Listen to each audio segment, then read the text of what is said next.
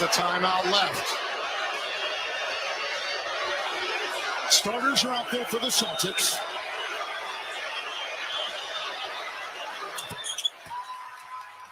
They're going to go. They're not going to use the timeout. Plenty of time here. It's Tatum. Robinson's on. Tatum maneuvering. Oh, the ball out the way. Another great defensive play for the Knicks.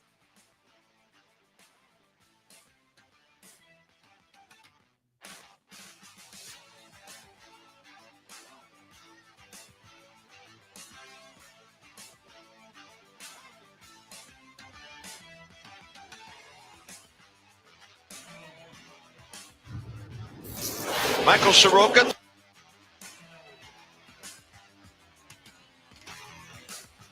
And good afternoon, everybody, and welcome into the Sam Bourquin Show on AM 1310 WDPN and streaming live all over the world at AM1310WDPN.com and that little highlight package there.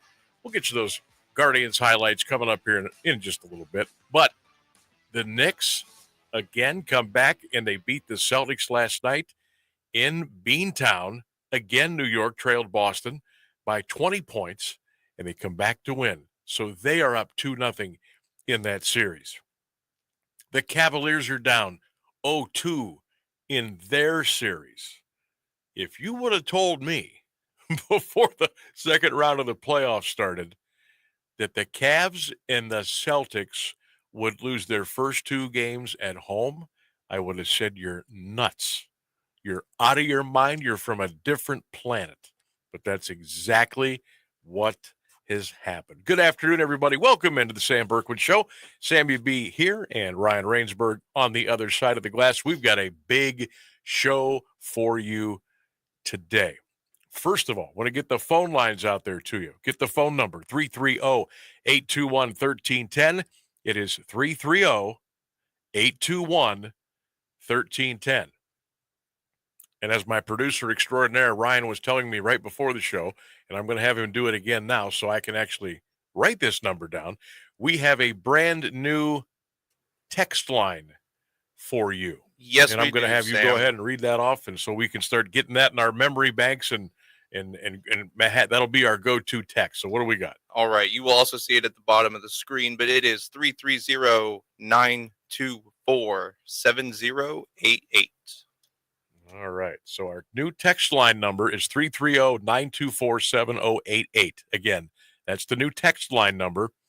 You text us, we'll read it, 330-924-7088. All right. Got a big show for you today. Lots of stuff we're going to get into. We are going to talk about the news from the Hall of Fame Village.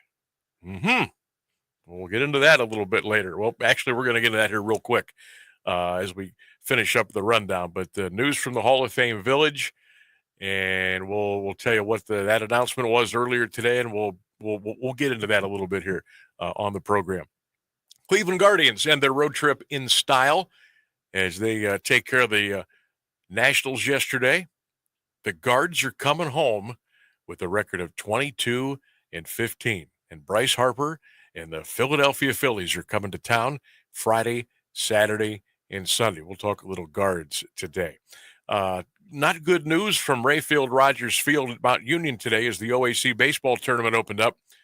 John Carroll beat Mount Union in Game 1 by the score of 9-3.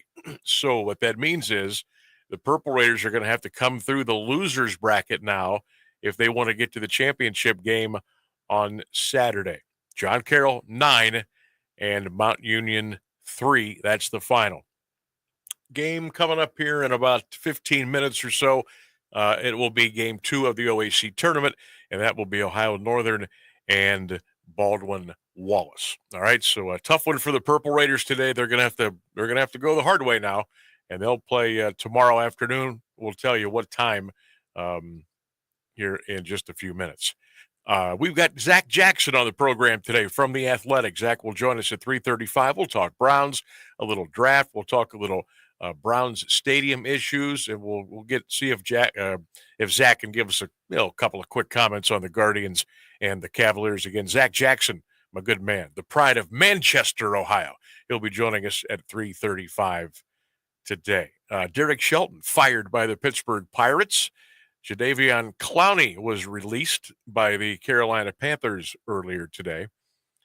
And it is a 3-question Thursday. And boy, we are getting great response on X, isn't the same on as having our State Farm. Facebook It's like pages getting today, Batman. all over You need social Batman. media. Stop. Again, every Cat Thursday lady. here on the Sam Time Bourquin out. Show, it will Nice be fanny bag. a 3-question you. Thursday. Today's 3 questions are, and we Settle for just invite you any to drop insurance your when there's comments State Farm. on our social media sites. You can text them in at 330-924-7088, or you can call your answers in, and we can have a little fun there at 330-821-1310. Question number 1 today on the 3-question Thursday. Do you believe the Hall of Fame Village project will get finished? Do you think the Hall of Fame Village project will get finished? Yes or no? Question number 2. Renovate Cleveland Browns Stadium downtown or build the new Dome Stadium in Brook Park? And question number 3, area restaurants that you wish were still around. That's our 3-question Thursday today. Number 1, do you think the Hall of Fame Village project will ever get finished? Number 2, Browns Stadium renovation. Renovate it downtown Cleveland, build the new dome in Brook Park. Question number 3, area restaurants that you wish were still around. And we get some great answers so far today, and we'll be reading some of those to you. Cavaliers, again, going to be in Indiana tomorrow night to take on the Pacers. That's a 7:30 tip-off, and haven't heard any new injury situation news or speculation. So at this point, I would assume that we're going to be really, really shorthanded on Friday night in Indianapolis. We'll really get into the Cavs and Pacers tomorrow here on the show beginning at 3 o'clock. Also today, around 5:27, we will have our On This Day in History and some pretty big moments on May 8th over the years, and we get some pretty cool audio cuts we're going to play for you there as well. So we are loaded up today here on the Sam Bourquin Show, the Thursday edition. My goodness, how fast this week has gone by.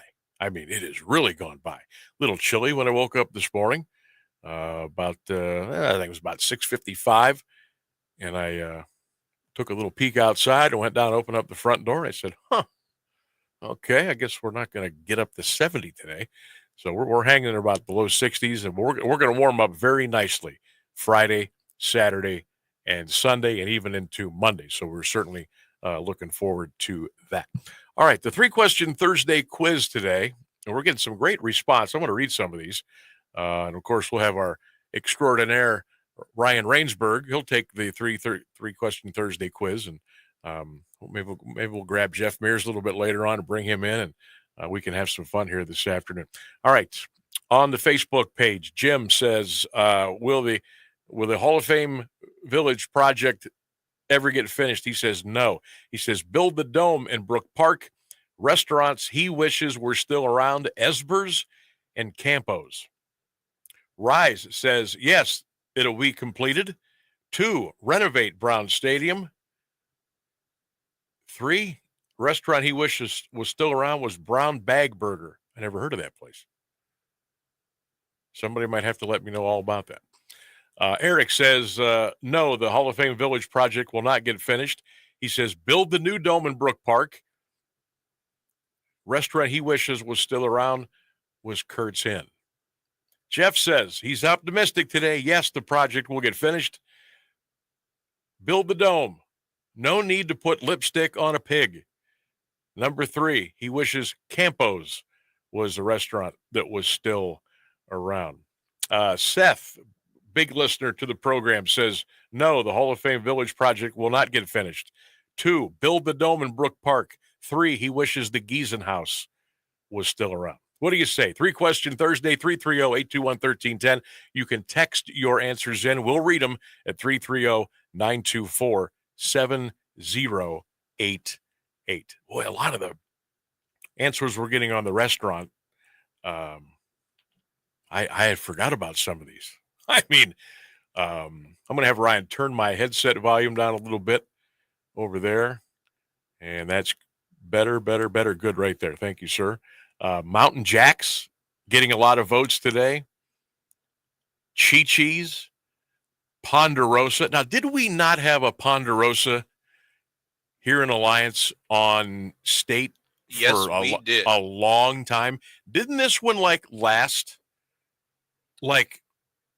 a lot longer than some of the other locations around Ohio I think you're right and about around the that. country? I'm telling you, Yeah, I think it was one of the ones that hung on. where are we? 2025. I'm not sure, but I want to say that we had the Ponderosa here up until, and this is, I'm just throwing this against the wall.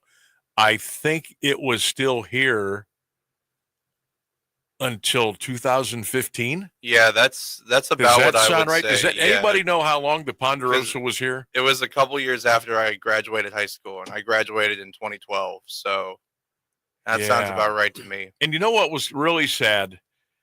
I knew it was here. We never thought to come over. Now, my wife, I don't know if she ever ate at a Ponderosa. I don't think. I know my son didn't.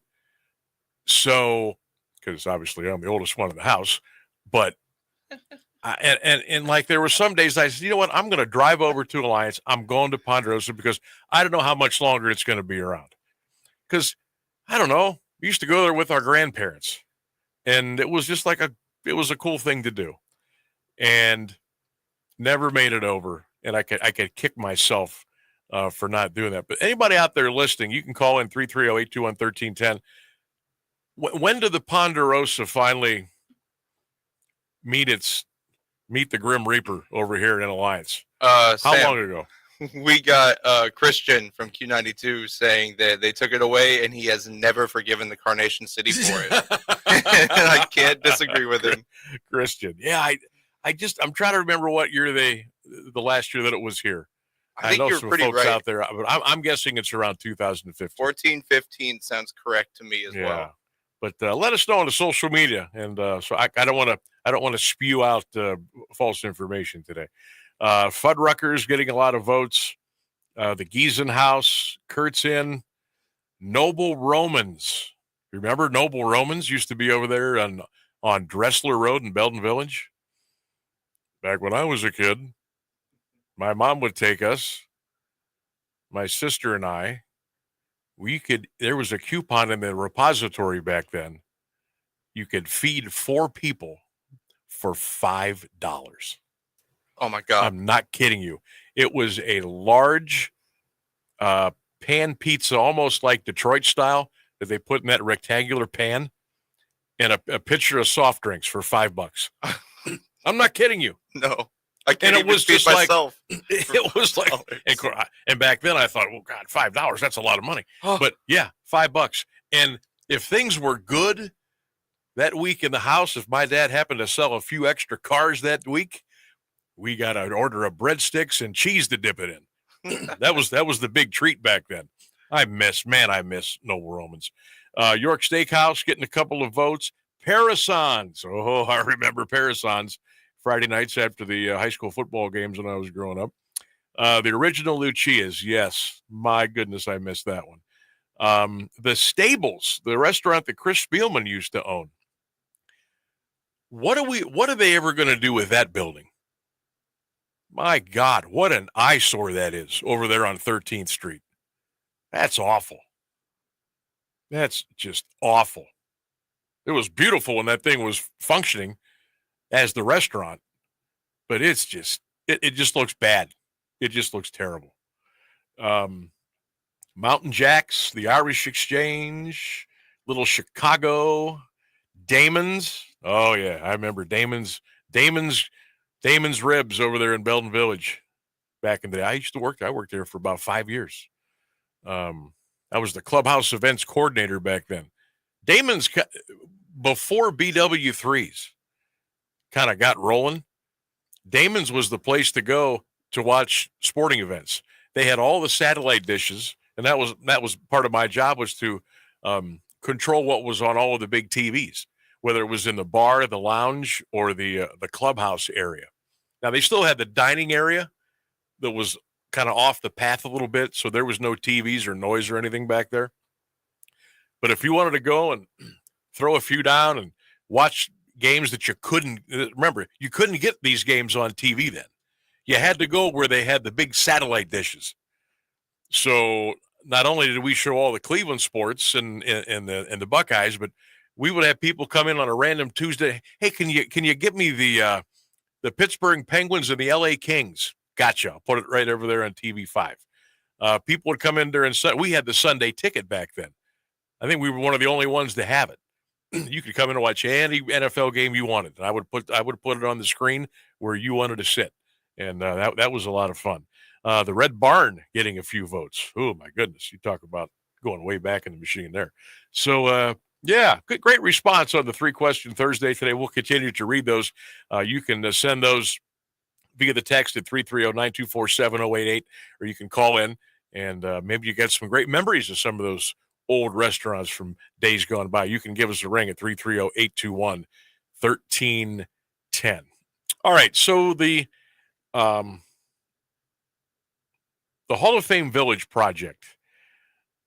Now, we know by watching and driving by on 77 or just driving in and around the neighborhoods over there off of Fulton Road, or if you've gone to any events at Tom Benson Hall of Fame Stadium, you've gone to the Natatorium, you have gone to the Forever Lawn Fields over there that host all the soccer tournaments and flag football and all those cool things. If you've gone to the field house to watch high school hoops, you know that there's been I will put it this way, a significant lack of progress. I'll put it that way. Okay. And this project that was kind of rolled out there years ago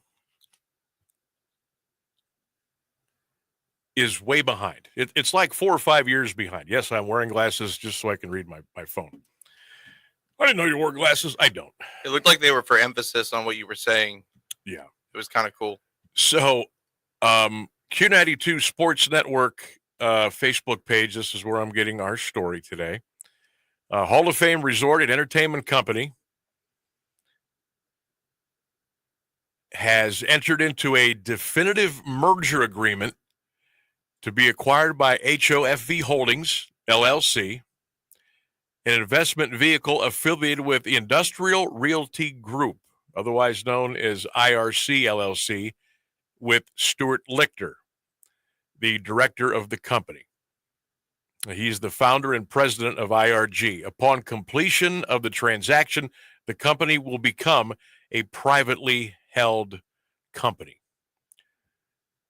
So I know there are a lot of stakeholders out there. Matter of fact, Ryan Keller, who I don't think he's still in the building. I would have had him come in, but I think he usually leaves around 2:00. Yep, he has left for the day. But Keller, if you're out there, give us a call. I think you would be the guy I want to talk to here about this, as far as stakeholders in the split and now where this goes with the new company taking over. Exactly what does this all mean? Now, I did notice the other day I was taking my son to school that a lot of that big black tarp that was over the building, which I believe is supposed to be the water park. I think that's the one. Some of that tarp got moved up. It was like from the top all the way down to the ground, and it got moved up a little bit. So maybe there's going to be some moving and shaking going on here soon. I don't know. But the project is significantly behind. It was supposed to be done like 4 or 5 years ago. And I know there's always issues. There's cost overruns. There's lack of financing. Sometimes you get some really, really bad stretches of weather. You can't do what you want to do. Projects like this, and this was a big one, they just always don't go as planned. And there have been a lot of theories out there by a lot of folks. There have been complaints. There have been People have brought some facts to the table on maybe why or why not the progress has not been made. We know there's been a lack of funding. That's not a secret. I'm not breaking any news there. Sometimes people have wondered about the actual direction of the village, who was in charge, why certain decisions were being made and weren't made. But at the end of the day, it pretty much all comes back to the financial part of it and the lack of funding. We do know that there was several times where workers, contractors were not getting paid. So guess what? You drove by 77, there was 85,000 people out there with orange and yellow vest and sawing and pounding and lifting and drilling and pouring. And then you go by the next day and there was nobody there. That's because they weren't getting paid. Okay? You do the work, you don't get paid, you don't do the work again. Real simple. And then they would come into agreements with acquiring loans, and you would see the building start back up again. And then when the money ran out, the building stopped again. Then it just stayed dormant for a long, long time. Then you saw a little activity. You saw trucks, and then it went away again. And now with this new agreement, I'm guessing that they knew that there might be some cash now, a little revenue flow before they made this announcement. So maybe we'll start seeing some building start up again. Water park, hotel, what have you. I mean, everything is still pretty much lying on the grounds over there. Tubes and, water park themed, pieces of equipment and all this stuff has been sitting there for what seems to be an eternity. So it's all there, but they'll have to start pushing land around. They'll have to start digging again, moving some things around and taking it from there. But I'm hoping and wishing and praying that this thing gets completed and it gets back on track. And again, that's part of our 3-question Thursday today. Do you think the Hall of Fame Village project will ever get finished? Our second question, renovate Brown Stadium or build a new one in Brook Park? Which one do you want to do? Number 3, area restaurants that you wish were still around. Zac Jackson's coming up here in about 5 minutes. We'll pick his brain on the Browns and the draft in the stadium and Cleveland sports. We'll get you on the phones. We'll read your text, and we'll have a big old party today. News is coming up next. Sam Bourquin, AM 1310 WDPN.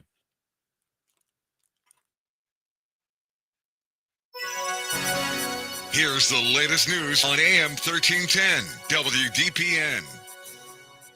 Good afternoon. It's 3:30. Robert Prevost has been elected the first pope from the United States in the history of the Catholic Church. The Chicago-born missionary took the name Leo XIV. In his first words as Pope Francis's successor, he emphasized peace, dialogue, and missionary evangelization. Prevost had been a leading candidate despite a long-standing taboo against a U.S. pope, but he's also a Peruvian citizen and lived for years in Peru, first as a missionary and then as an archbishop. Leo was promoted to cardinal by Pope Francis in 2023 and is said to share many of the philosophies of his predecessor. He's also known for being soft-spoken and humble. ABC News contributor Father James Martin says the name Leo may have special significance. Calling us back to the tradition of Catholic social teaching, every Catholic scholar and student of Catholic history will know who Leo XIII is. And so he's, in a sense, I would think, he's aligning himself with that great tradition of Catholic social teaching. The Trump administration has announced its first trade agreement since imposing a new round of worldwide tariffs. President Trump says the United Kingdom has approved a deal with the U.S. that would lower the tariff rate on British auto exports and eliminate it for steel and aluminum. The president says the agreement also includes getting rid of customs duties in the U.K. and says more American agriculture products will make it into the U.K. More from ABC's Karen Travers at the White House. There were not a lot of details yet. The president said that some of the final details are still to come. He at one point called this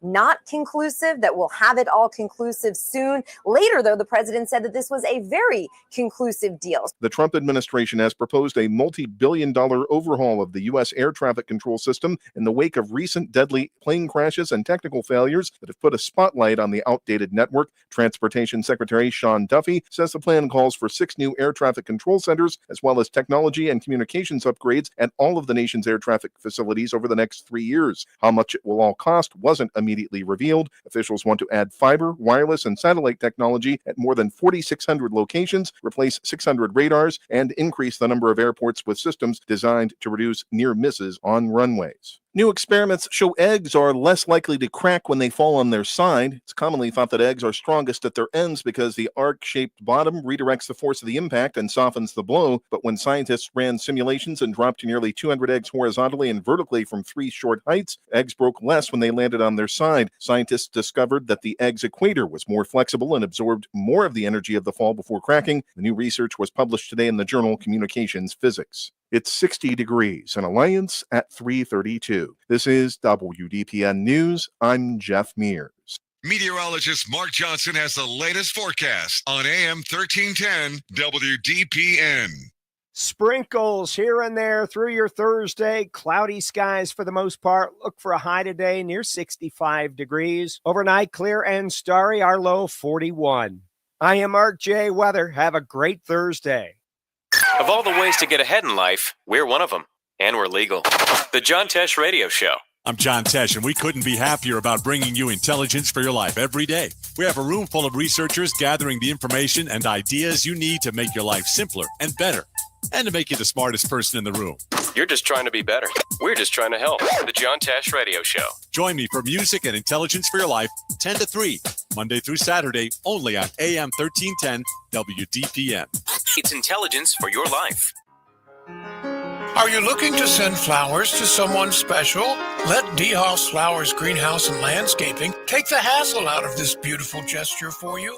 When you order online through national flower dealers, you lose 20 to 30% of your money because it goes to the middleman. Get more bloom for your buck and order from DeHoff's. They'll deliver. It's true, when you skip the middleman, all your money goes towards the flowers, and that makes everyone happy. Well, except the middleman. Locally owned and operated, the experts at DeHoff's have over 61 years of professional knowledge and experience, and they'll be happy to design the perfect arrangement for all the events in your life. So remember, DeHoffs.com, and you'll always get more bloom for your buck. In Alliance on the corner of Beach and Beechwood, you can order by phone too at 330-823-1455. You're listening to the Sam Bourquin Show on AM 1310 WDPN. We are back, 1310 WDPN. You can always watch and listen to the show right now. We are live in beautiful color today on the Q92 Radio YouTube channel. So make sure you check us out. Drop some comments, share and like, spread the word. Of course, we are also broadcasting live on the 1310 WDPN X page and the WDPN Facebook page as well. We will be with you until 6 o'clock this evening. And then back to more of your unforgettable favorites before we turn the clock to 6 a.m. And Rex in the morning will join you. And then John Tesh. Then I'll be back tomorrow. Start your day with us and keep it here every day. 1310 WDPN. Tough news from Mount Union today. Game 1 of the OAC Conference Baseball Tournament. John Carroll beat the Purple Raiders today by the score of 9-3. Just underway in Game 2 of the OAC Tournament. Baldwin Wallace and Ohio Northern. The Purple Raiders now will have to come back tomorrow and play in a loser's bracket game. Now it's really tough. It's double elimination, but when you lose your first game, it's tough to get all the way back. But I think Coach Hesse and the Raiders can hopefully get back to that championship bracket on Saturday. But again, they fall in Game 1 today. John Carroll got them by the score of 9-3. Phone's open, 330-821-1310. Text line is open as well, 330-924-7088. And don't forget about the 3-question Thursday quiz. We'll read some of those great answers coming up throughout the rest of the afternoon. Very happy to be joined by my good buddy, Zac Jackson. Does an incredible job writing for The Athletic. And Zac joins us here on the Sam Bourquin Show. Zac, how you doing, pal? I'm all right. Back in this early draft business, man, it's been a lot. But rookie mini camp's tomorrow, and it's onwards from there. I know. I can't believe. Well, the NFL does an incredible job of keeping in the public eye. I mean, it's like they've got a group of writers. They get out the calendar and they just write in the blocks. Okay, here's what we're going to do here, and pretty soon they're like, hey, we did it. They're going to talk about us 365 days a year. Congratulations to us. No, they really do. I mean, not only did they announce 2 or 3 weeks ago that the schedule's coming out, but now they're leaking details about the schedule release. Right? The schedule release. May. God, if my dad was around today. Oh my God. Okay, Zach, we got so much I want to get to, and I might pick your brain for a comment or two on the Cavs and Guardians before we let you go. But the NFL draft now, today is the 2-week anniversary of the 2025 draft, and the big story around here, around everywhere, is still the young fella from Colorado, Shedeur Sanders. He's got his number 12 now. And how do you think the mini camp will open up tomorrow? What kind of scene are you expecting as far as media, photographers?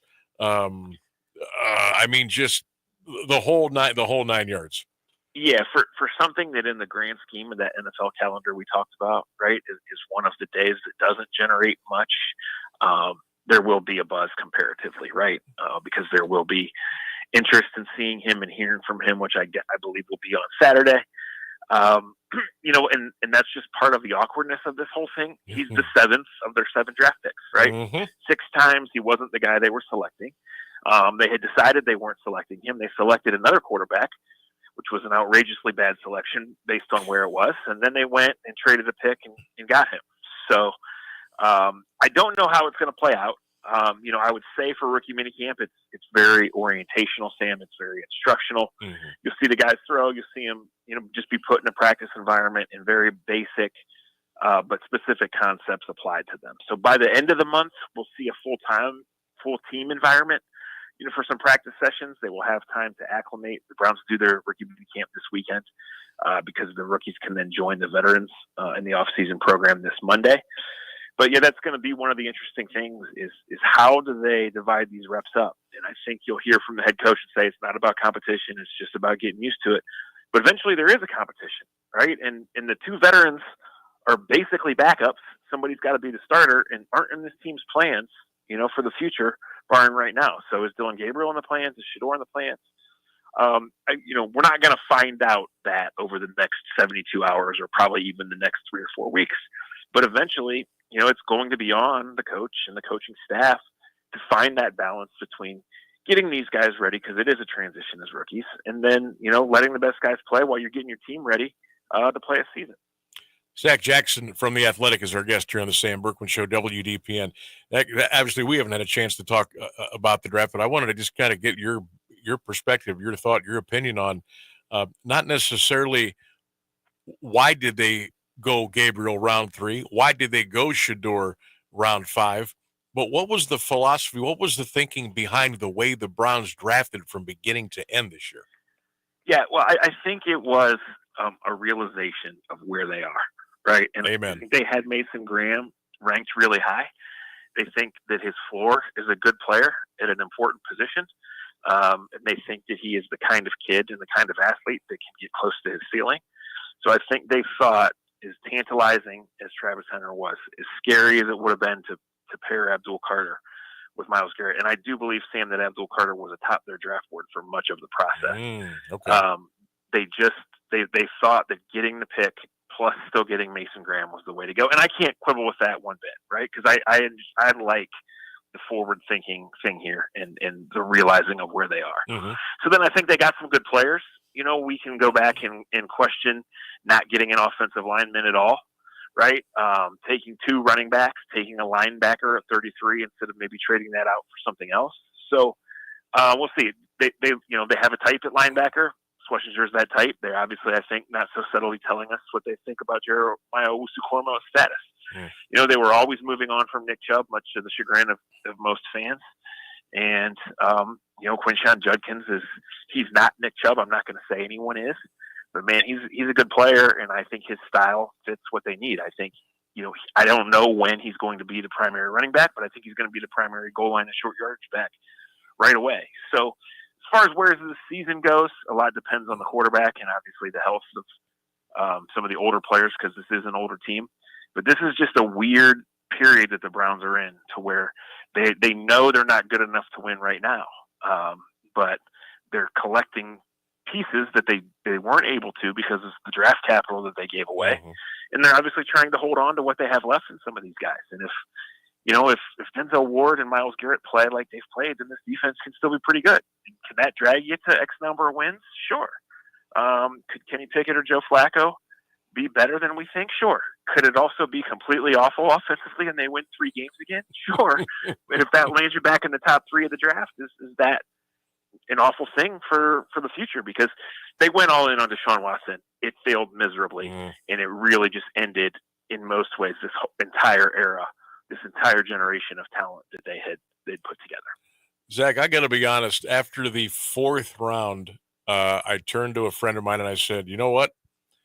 They are telling us, they are showing us by this draft that they believe 2027 or 2028 is officially go time to compete for the division and win 11 or 12 games. Is that a crazy statement on my part or no? No, I don't think it's crazy, Sam. I think always in the NFL, I think that the margins are thinner and the turnarounds are quicker than I think we think. If you do draft correctly, if you do get some bounces to go your way. But I think that has to be the philosophy, right? And, we don't know what's going to happen with this offensive line. We know the 3 interior guys are only under contract for this year. Joel's probably only playing this year, right? And then he's moving on. Myles Garrett is 30 this year. He got that big new contract, and if anybody deserves it, it's him. But I think a lot of that money was for PR purposes and for what he's already done. And there's a dangerous slope in doing that, So I like Mason Graham. Like I said, I still think Denzel Ward is absolutely an elite player. I think Jerry Jeudy last year, when they had semi-competent quarterback play, showed that he's the kind of weapon that you need. But then they get in that draft and they don't add another wide receiver or another offensive lineman, so it's baffling. So to sum it up and to keep from going for like 2 hours, I would say that as long as like 3 or 4 of these players are good foundational players that are part of those years that you mentioned, yes. And if 2 of them are really good and become, the new cornerstones moving forward, then it was a success. Because a year from now, or more specifically, 11 months from now, when we have this conversation, there's a lot that we can't predict, but you have to feel like 2 picks in the top 20 are going to feel good about, filling in some of the holes that will be there. Zac Jackson is our guest, does a great job with The Athletic. You can also catch a very entertaining Zac Jackson and Friends podcast. You can check that out as well. I put a question out to my listeners a week ago, and I just for fun, I know a lot can change between now and the first week of September, but with the quarterback room of Flacco, Pickett, Shedeur, and Gabriel, who do you think is the odd man out come September? Yeah, I really don't know that right now. I think, if everybody stays healthy, I think they'd probably ultimately move one of the older guys, right? I think if you draft Gabriel and you put the stock into making that pick, that you think that he's ready to be your backup right now. And then obviously Shedeur is the wild card. But I initially thought that Flacco would be the starter and just be the guy that they were counting on to come in training camp and just, whether he plays okay or pretty well or some other range, just be the voice, right? Be the leader that gets the guys in the right places and knows the offense and has succeeded in this offense and kind of gets it rolling that way. So, if we're applying logic to the Browns, that's a slippery slope, but that's kind of what I think. Right? I do think that they feel like there is something there in Kenny Pickett. What that is, how much that is, I don't know. So we'll see. Those 2 are only under contract for this year, and we don't know how many more years of football Joe's going to play altogether. Kenny's probably a long-time backup in this league, but if he starts 6 games and gives you a chance in him, right, and then you get to a point where the rookies play. I mean, if they stumble into Shedeur being an average starter in 2 years, and you have a good team around him, you can win games doing that, right? This is really just about making sure you get the fullest and fairest evaluation, because whether those picks next year are 3 and 6 or 10th and 22nd, right? You got to nail them, and you got to know what the quarterback market is, because you're still dealing with, age and cap restrictions from the big failed Watson experiment. It also seems to me by this draft again, Zach, that Jimmy and D, are they saying to Andrew Berry and Kevin Stefanski, you know what, you guys, you're probably okay for the next 2 to 3 years. We're not gonna do anything wild. We're gonna kind of see this thing through. I think that's what they would like to say, and I think that's probably what they're subtly saying. Right? I think they are willing to jump on the bomb here for what happened, regardless of what their responsibility really was before that final day. But also, Sam, like, if we get to November and this team stinks and they're out there scoring 13 points a game with Kenny Pickett or Dylan Gabriel playing quarterback, then everybody's going to get fired and everybody will understand. Yep. You know, like, let me give you an Alliance example, a Stark County example. Okay. Right? Nick Sirianni. Okay. All right. For everybody, right? Yeah. Nick Sirianni's the champion of the world. If he wins 3 games this year, they're not going to fire him, and they shouldn't. But if he comes back that second year and struggles again, wouldn't you expect a championship franchise to make a change? Probably. And so I think you apply the situation to 32 teams across the board. I think most of them would say, let's bring these guys back and let's give them a chance. But if the second year you don't see certain things, I think anything's on the table. Zach, from all the people you talk to and the people that drop comments on your stories and what you write about, on the Browns fandom meter, 1 to 100, where's that number right now, do you think, for the majority of the hardcore Browns fans? Yeah, I think the hardcores are there, and I think the franchise should be awfully fortunate for them based on what they put them through.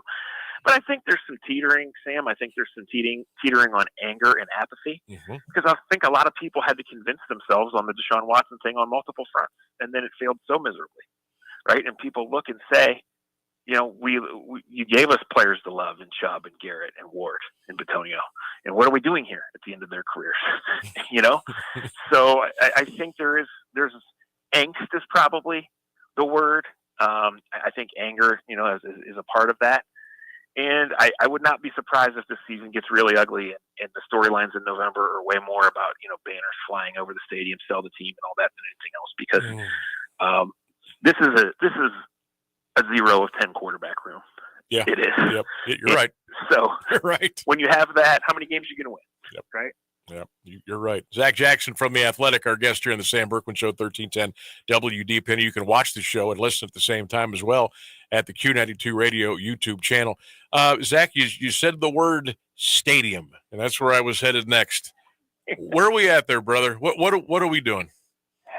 I think, you know, I think on June 30th or by June 30th, we're going to know how the thing with the budget goes.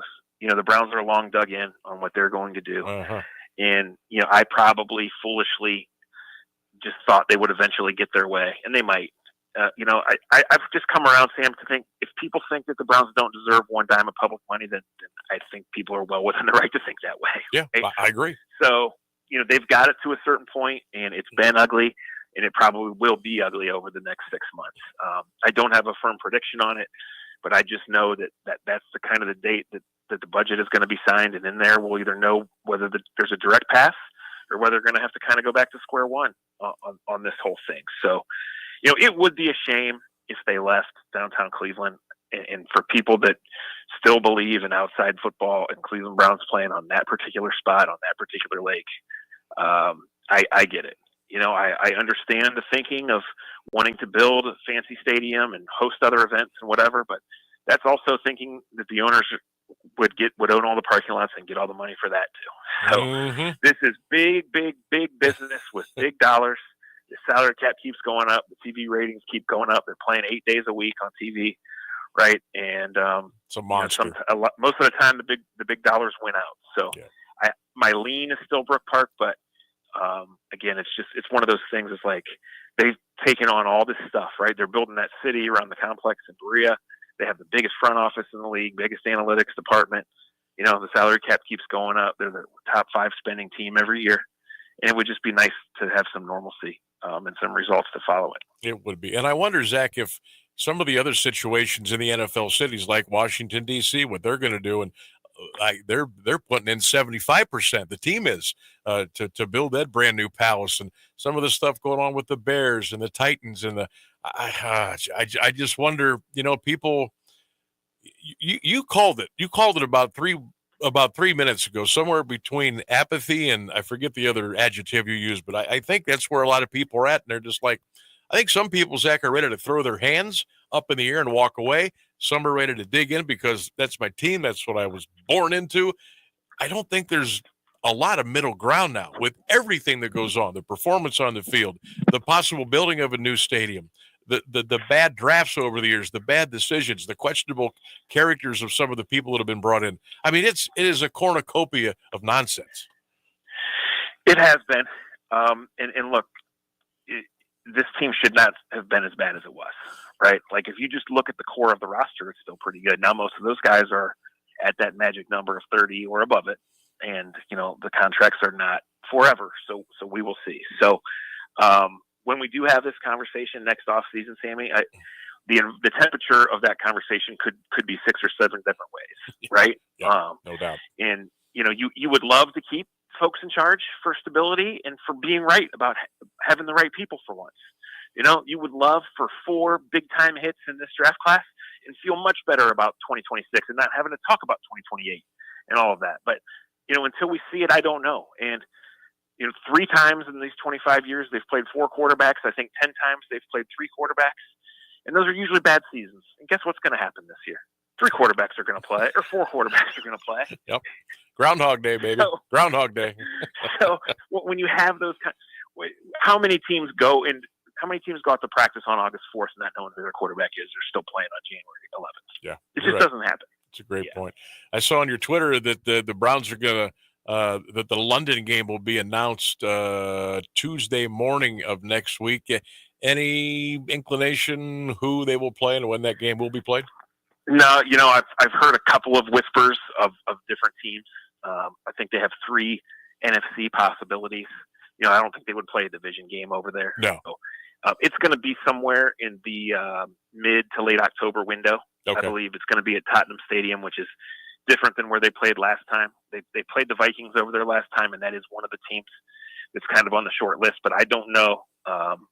We got a little heads up back in, I think maybe February, that was happening and it was going to be announced, but there are no other firmed up details. So, but back when they did it last time, there was only 2 London games a year, and now there's, I think, 8 overseas games. So there's a lot that goes into it, and then that'll be part of the big rollout next week ahead of the Wednesday night schedule release.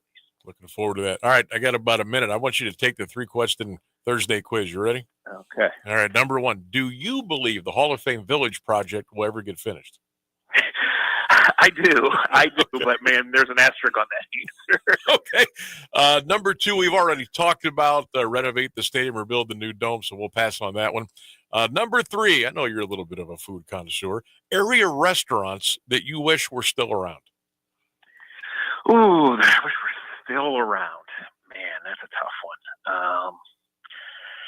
Gosh, I'm worried about my next meal, not my one 10 years ago. Microwave. Do what I do. Microwave. Yeah. You know what? We have a lot of good ones right now in Stark County and in Southern Summit County where I live. So my mind is on what's next there, not looking back. All right, cool. So I'll throw a bonus to you. Cavs Pacers series. How does it end? Man, I think it's going 7. I really do. Okay. All right. I watched that. I watched every bounce of that game, and nowhere did it cross my mind that they were going to lose in 47 minutes and 33 seconds. Yeah, me either. Right? Me either. And so, I think even just with one guy back tomorrow, they win, they settle in, and it's a series. But Indiana's better than I thought, better than a lot of people thought.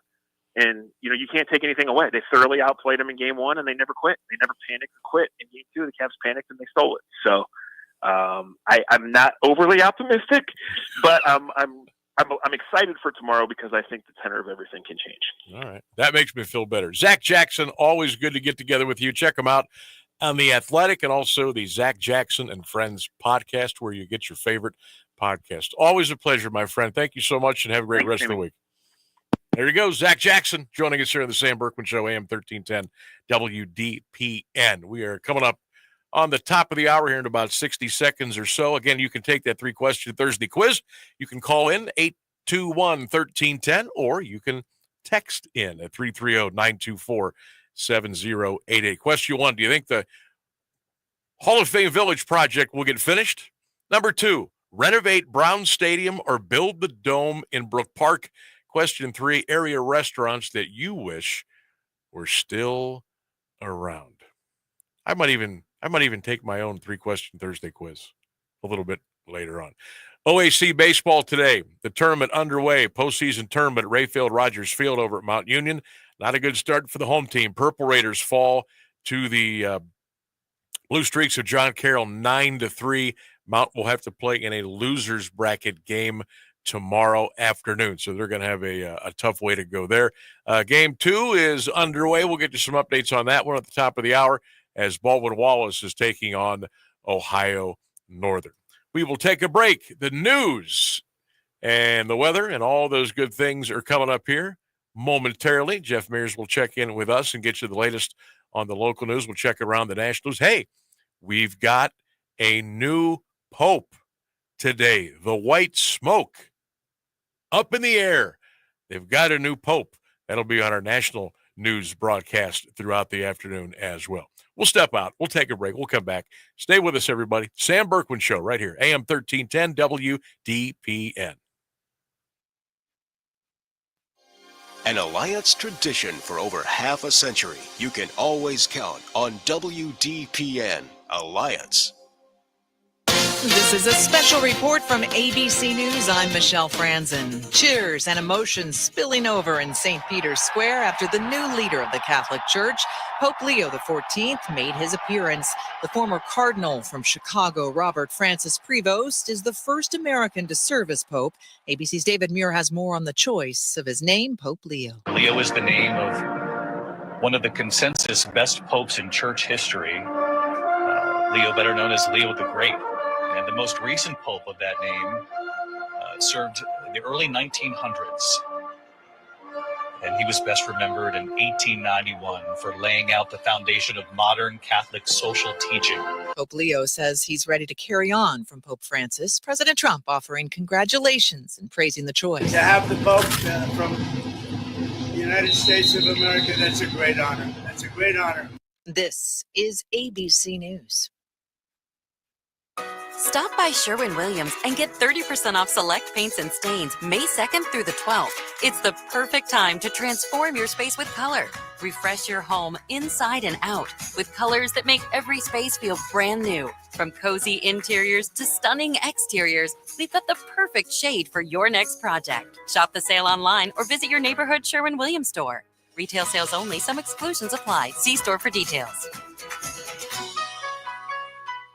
With Progressive Snapshot, you could save on auto insurance rates by driving safely, which is nice because you can just keep doing you.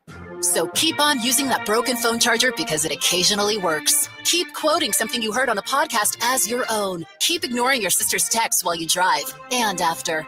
And when baggage claim says, have a great trip, keep on saying, you too. And keep driving safely. And you could save with Snapshot from Progressive.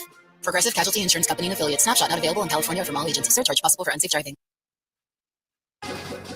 Now, the latest Alliance area news from Jeff Mears on AM 1310 WDPN.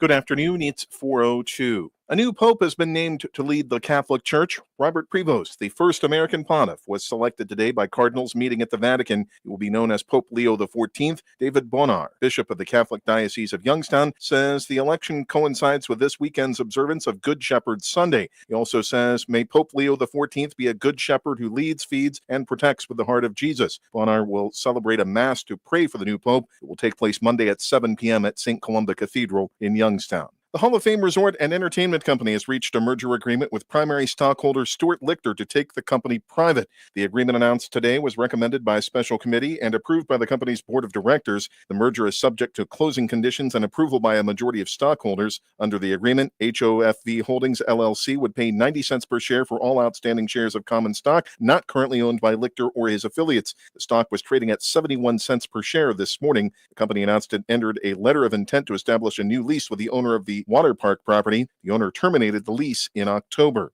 There's a changing of the guard for one of the top jobs at Kent State University's Stark campus. Denise Sechrist says she will retire as Dean and Chief Administrative Officer June 30th. James Hannon will serve as interim dean. He's been dean of the College of Education, Health, and Human Services since 2017. Sechrist joined the university in 1988. She was named interim dean of the Stark campus in 2014 and became dean 2 years later. Sechrist was also hired as dean of the Salem campus last year.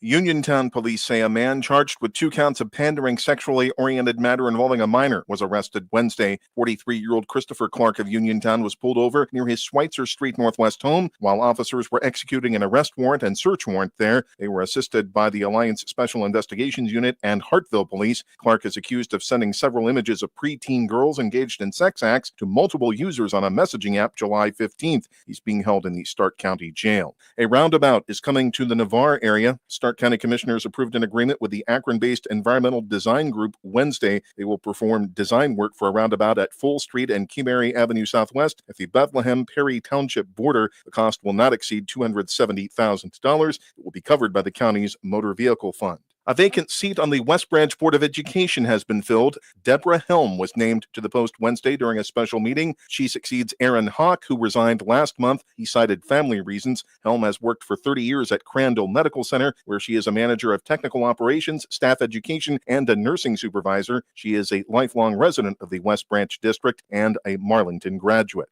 Prison will soon be home for a Youngstown couple convicted of child abuse. 43-year-old Christopher Hill and 36-year-old Malika Curry were sentenced today in Mahoning County Common Pleas Court. Judge John Durkin issued a 4 to 6 year sentence to Hill and 2 to 3 years to Curry. They were found guilty in March of felonious assault and child endangering. Prosecutors say Hill and Curry went too far when they beat a 13-year-old boy in their care for running away from home. The incident occurred in May 2024. Youngstown firefighter Adaris Bellamy has been placed on unpaid administrative leave while he awaits the outcome of his criminal case. He's charged with 2 counts of aggravated menacing. Bellamy was initially placed on paid leave after he allegedly pointed a rifle at 2 Warren Township firefighters April 7th. He also is accused of pointing the gun at a man and a woman at a food donation box near a bus station. Bellamy is scheduled to return to Warren Municipal Court May 16th. WFMJ-TV reports the decision to place him on unpaid leave follows a pre-disciplinary hearing April 9th. In a May 6th letter, Chief Barry Finley said Bellamy's unpaid suspension is effective Friday, pending the completion of his case. Former Austintown Township trustee Lisa Oles has lost a battle with cancer. Former trustee Jim Davis says she died Wednesday. Oles resigned as trustee in 2015 and moved out of the area. She recently moved back to the Mahoning Valley. Lisa Oles was 59.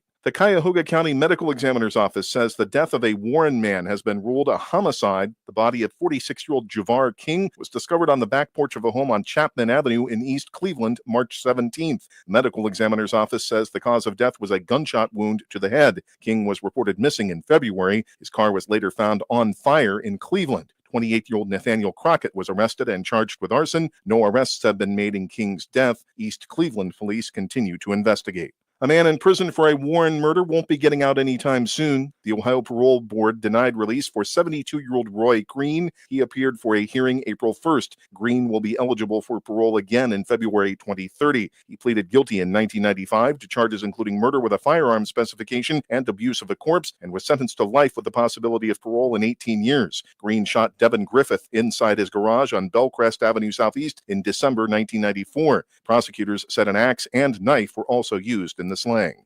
It's 59 degrees and Alliance at 407. This is the local edition of WDPN News. Mark Johnson's forecast is up next, a service of Canterbury Villa of Alliance. I'm Jeff Mears. Now, the Alliance Area Weather Forecast from Mark Johnson on AM 1310 WDPN. This WDPN weather is brought to you by Canterbury Villa of Alliance, where your loved ones become family. Schedule a free visit today by calling 330-821-4000. Isolated sprinkles on and off during the afternoon hours today. Otherwise, a lot of clouds. Our high in the middle 60s. Overnight, clearing out, cooling down to a low of 41. Grab that sweater. I am Mark J. Weather from News 5. Send your loved ones to a place that cares and a place that they can trust. They'll find a place that feels like home at Canterbury Villa in Alliance. They will provide the highest level of care to their residents when it comes to skilled nursing, rehabilitation, long-term care, and Alzheimer's care. At Canterbury Villa, your loved ones become family. Located on Freshley Avenue, schedule a free visit today by calling 330-821-4000 and ask for Samantha Nutter. At Canterbury Villa, they walk the talk. Are you looking to send flowers to someone special? Let DeHoff's Flowers Greenhouse and Landscaping take the hassle out of this beautiful gesture for you. When you order online through national flower dealers, you lose 20 to 30% of your money because it goes to the middleman. Get more bloom for your buck and order from DeHoff's. They'll deliver. It's true, when you skip the middleman, all your money goes towards the flowers, and that makes everyone happy. Well, except the middleman. Locally owned and operated, the experts at DeHoff's have over 61 years of professional knowledge and experience, and they'll be happy to design the perfect arrangement for all the events in your life. So remember, DeHoffs.com, and you'll always get more bloom for your buck. In Alliance on the corner of Beach and Beechwood, you can order by phone too at 330-823-1455. You've always enjoyed an active lifestyle, hiking with family, resort vacations, the occasional trip to the spa, and nights out with friends at your favorite restaurants. You want and need your lifestyle to follow you into your retirement years. Now, imagine a place with peaceful surroundings, resort amenities, and easy access to city life. It's just around the corner at Copeland Oaks. Copeland Oaks has earned a reputation as more than a retirement destination, but also a place to call home. An independent consultant for senior living rated Copeland Oaks with a perfect score, and it's easy to see why. Maintain your lifestyle on the beautiful Copeland Oaks campus with all the amenities you love, and if you need it down the road, assistance is there. Keep living your life to its fullest at Copeland Oaks, your all-inclusive senior living resort. Visit CopelandOaks.com for more information. That's CopelandOaks.com. Live from the AM 1310 WDPN studio, it's time for live and local sports talk. It's the Sam Bourquin Show. I'm ready. Give the show a call at 330-821-1310. Good call, meatball. Watch the Sam Bourquin Show on the AM 1310 Facebook page, the Q92 YouTube page, and on X. This is the Sam Bourquin Show on AM 1310 WDPN.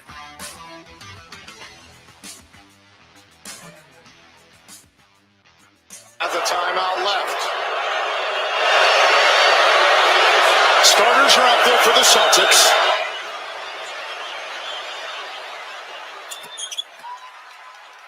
They're going to go. They're not going to use the timeout. Plenty of time here. It's Tatum. Robinson's on him. Tatum maneuvering. Oh, the ball knocked away. Another great defensive play for the Knicks. For the guards. A hammer shot into left field. Quan around third, they'll wave him home. Alex Cole's throw to the plate is not in time. Jose Ramirez with an RBI single, and Stephen Quan burning around third. Ruggie Odor waving him home. Well, he finds that hole. He jumped on the heater. It got out there quickly, but Kwani, he's going no matter what. Jose gets a hit. You got to run. And there it is. Audio courtesy of CLE Guardians TV for the Gardos with an 8-6 win yesterday. Audio of the Knicks and Celtics courtesy of TNT. The New York Knicks beat the Celtics again. And again, the New Yorkers came back from a 20-point deficit. They lead that series 2-zip. Cavaliers trail their series with the Pacers 2-zip. Game 3 is tomorrow night, 7:30 at Gainbridge Fieldhouse.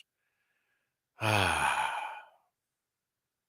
falling into the, well, I think we can take this to 7 games. I mean, seriously. I was ready to conk myself in the head the other night after the loss. And we always go through this little grieving process. We're upset, then we're mad, Then we're upbeat. And now I'm feeling maybe, am I out of my mind? I'm out of my mind. Can the Cavs, can they get this thing done? Can they win the series? Can they win 4 out of the next 5? With the condition of that they don't have the services of Garland and Hunter and Mobley. Now, if you get one of these guys back, if you get 2 of them back, and by some miracle, you get them with all 3 back, now we're talking turkey. And now maybe I can say, hey, you know what? I expect the Cavaliers to win this thing in 7. If you can just get it to a 7, you're home. We know what home court advantage means in a game 7 in the NBA. We know what that means in the NHL. It's huge. And just think of the momentum train, what it would be. That would be the most powerful locomotive coming down the tracks if the Cavaliers could win the next 3. But let's not talk about winning 3. Let's not talk about winning 2. Let's talk about winning 1. You just got to win 1, and then you move on to game 4. It ain't going to be easy, but I feel a little better today. I'm falling into that trap of, hey, now it could happen. Convince me that the Cavaliers can win this series by however means you need to do. Make me believe, bring me over to the side that the Cavaliers are going to beat the Pacers and go to the Eastern Conference Finals. 330-821-1310, 330-821-1310. You can also text the show. Hey, we've got a brand new text line. Had to get a new text line. She's up and running and ready for you at 330-924-7088. New text line is 330-924-7088. College baseball OAC tournament today over at Rayfield Rogers Field at Mount Union. Tough day for the Raiders. They fall to John Carroll 9-3. Mount Union will play in a loser's bracket game tomorrow at Rayfield Rogers Field. We'll tell you what's going there and what's going down with the whole OAC tournament at different points throughout the show here today. It is also a 3-question Thursday. Good stuff coming in today. Question number 1 for you to answer. You can call in or text in or drop comments on our social media platforms. Question 1 on today's edition of the 3-question Thursday. Number 1, do you think the Hall of Fame Village project will ever get finished? Do you think it'll ever get finished? Question number 2, Browns football. Do you renovate Cleveland Browns Stadium or do you build a dome in Brook Park? What should they do? What would you want them to do? And question number 3 on the 3-question Thursday, area restaurants that you wish were still around. Oh, there's some good ones out there. 330-821-1310, 330-821-1310. Adam says, yeah, someday they'll finish that project. He says, build the dome in Brook Park. Restaurant he wishes was still around, York Steakhouse. That's another good one. Linda, thanks for checking in with us. She says the Hall of Fame Village project will not get finished. She says build the dome in Brook Park. She wishes Campos was still around. Over on, I believe Campos was on West Tusk, right across from Central Catholic High School. We ate there a couple of times. I remember we ate there once as a baseball team. This is got to go back to 88. And we were on our tournament run where we went to the regional championship that year. And I think after we won a district title, I think the Booster Club all pitched in and they took us to Campos that night. And boy, did we eat. You know how you can eat when you're in high school and when you're playing sports and somebody says, hey, we're going to take you to a steakhouse. Okay, yeah, when can I get there? So we had a good time with that. Pete Granchi, good to hear from you, Pete. He says, no, the project will not get done with the Hall of Fame Village. He says, go ahead and build that dome in Brook Park. Restaurant he wishes was still around, the original Lucia's. Yeah, that was good too. Jason Johnston says, eventually the Hall of Fame Village will get complete. Number 2, he says, renovate Brown Stadium, keep them downtown. He wishes Fuddruckers was still around. 330-821-1310. All right. I'm looking across the glass, and I see my producer extraordinaire, Mr. Ryan Rainsberg. It is time for you, my friend, to take the 3-question quiz. Are you ready? Yeah, real quick before I go, we've got. What do you got over there? We Go ahead got and read a those. few texts. One person says Hall of Fame Village won't get finished. Hall of Fame Museum will be bought and move out of Canton Dome Stadium. And Esber. I'm not familiar with Esber's. that. Okay. Oh, yeah. I miss Esber's, too. And then we got one more from Sal. He says, what's up, Sal here? At some point, the whole village will be complete, I think. To make the questions, to me, the question is, once complete, will it be sustainable? And will it succeed and grow? And I think he's got a point. Yeah, that's pretty good retort there. Yes. Good to have you, Sal. You ready there, Ryan Rainsberg? I am as ready as I'll ever be. I've been right. kind of working on it the whole time. Do you think the Hall of Fame Village project will get finished? I am doubtful. You're It doubtful. seems like one of those organisms that's always growing but never really being complete. Number 2, Cleveland Browns football. Do you renovate Brown Stadium in Cleveland downtown, or do you build the brand new dome in Brook Park? I'm not familiar with the old stadium, but I hear a lot of people saying that the new stadium's probably good because the old stadium is getting pretty old. It's not that old, though. It's like 24, 25 years old. I see. I'm not familiar with that at all. That is one I. But I will tell you this in your defense. When they built it brand new, it looked like they cut a lot of corners. So yeah, that makes in sense. essence, it's only 25, 26 years old, but it resembles maybe a stadium that's like 40 years old. You got to add 10 or 20 years for the building material. A lot of stuff that's not there that should be, and some stuff that is there that probably shouldn't. Mm-hmm. Number 3, area restaurants that you wish were still around. Ooh. You mentioned so many good ones. There was a little diner in Alliance called the Sunrise Diner. Okay. That probably closed about a decade ago. It's just this family-run place, really good place to just get a good, really greasy, really, bad for you kind of breakfast, but small place just like in a house. Those are the good places. Yep. Those are the mom and pop, the local place. Those are just they set themselves apart. Let me see. Let's go back to the Facebook comments. Rob Rykowski says the Hall of Fame Village project will get finished, but it will be scaled back. Question 2, he says, Dome, get him out of downtown. He wishes Top Chalet was still around. Ryan Brayler, my guy, he says, no, the Hall of Fame Village will not get finished. He says, move it to Canton in the Old Republic Steel site. Oh, my God. He wishes the Hall of Fame and Malins on West Tusk was still around. There were some good times there. Frank says, I'll play along. Yes, the village will get completed. He says, keep the Browns downtown. Restaurant he wishes was still around was Mountain Jack's. What do you say? Who wants to take the 3-question Thursday quiz today? 330-9. Oops, I almost gave you the text line. 330-821-1310.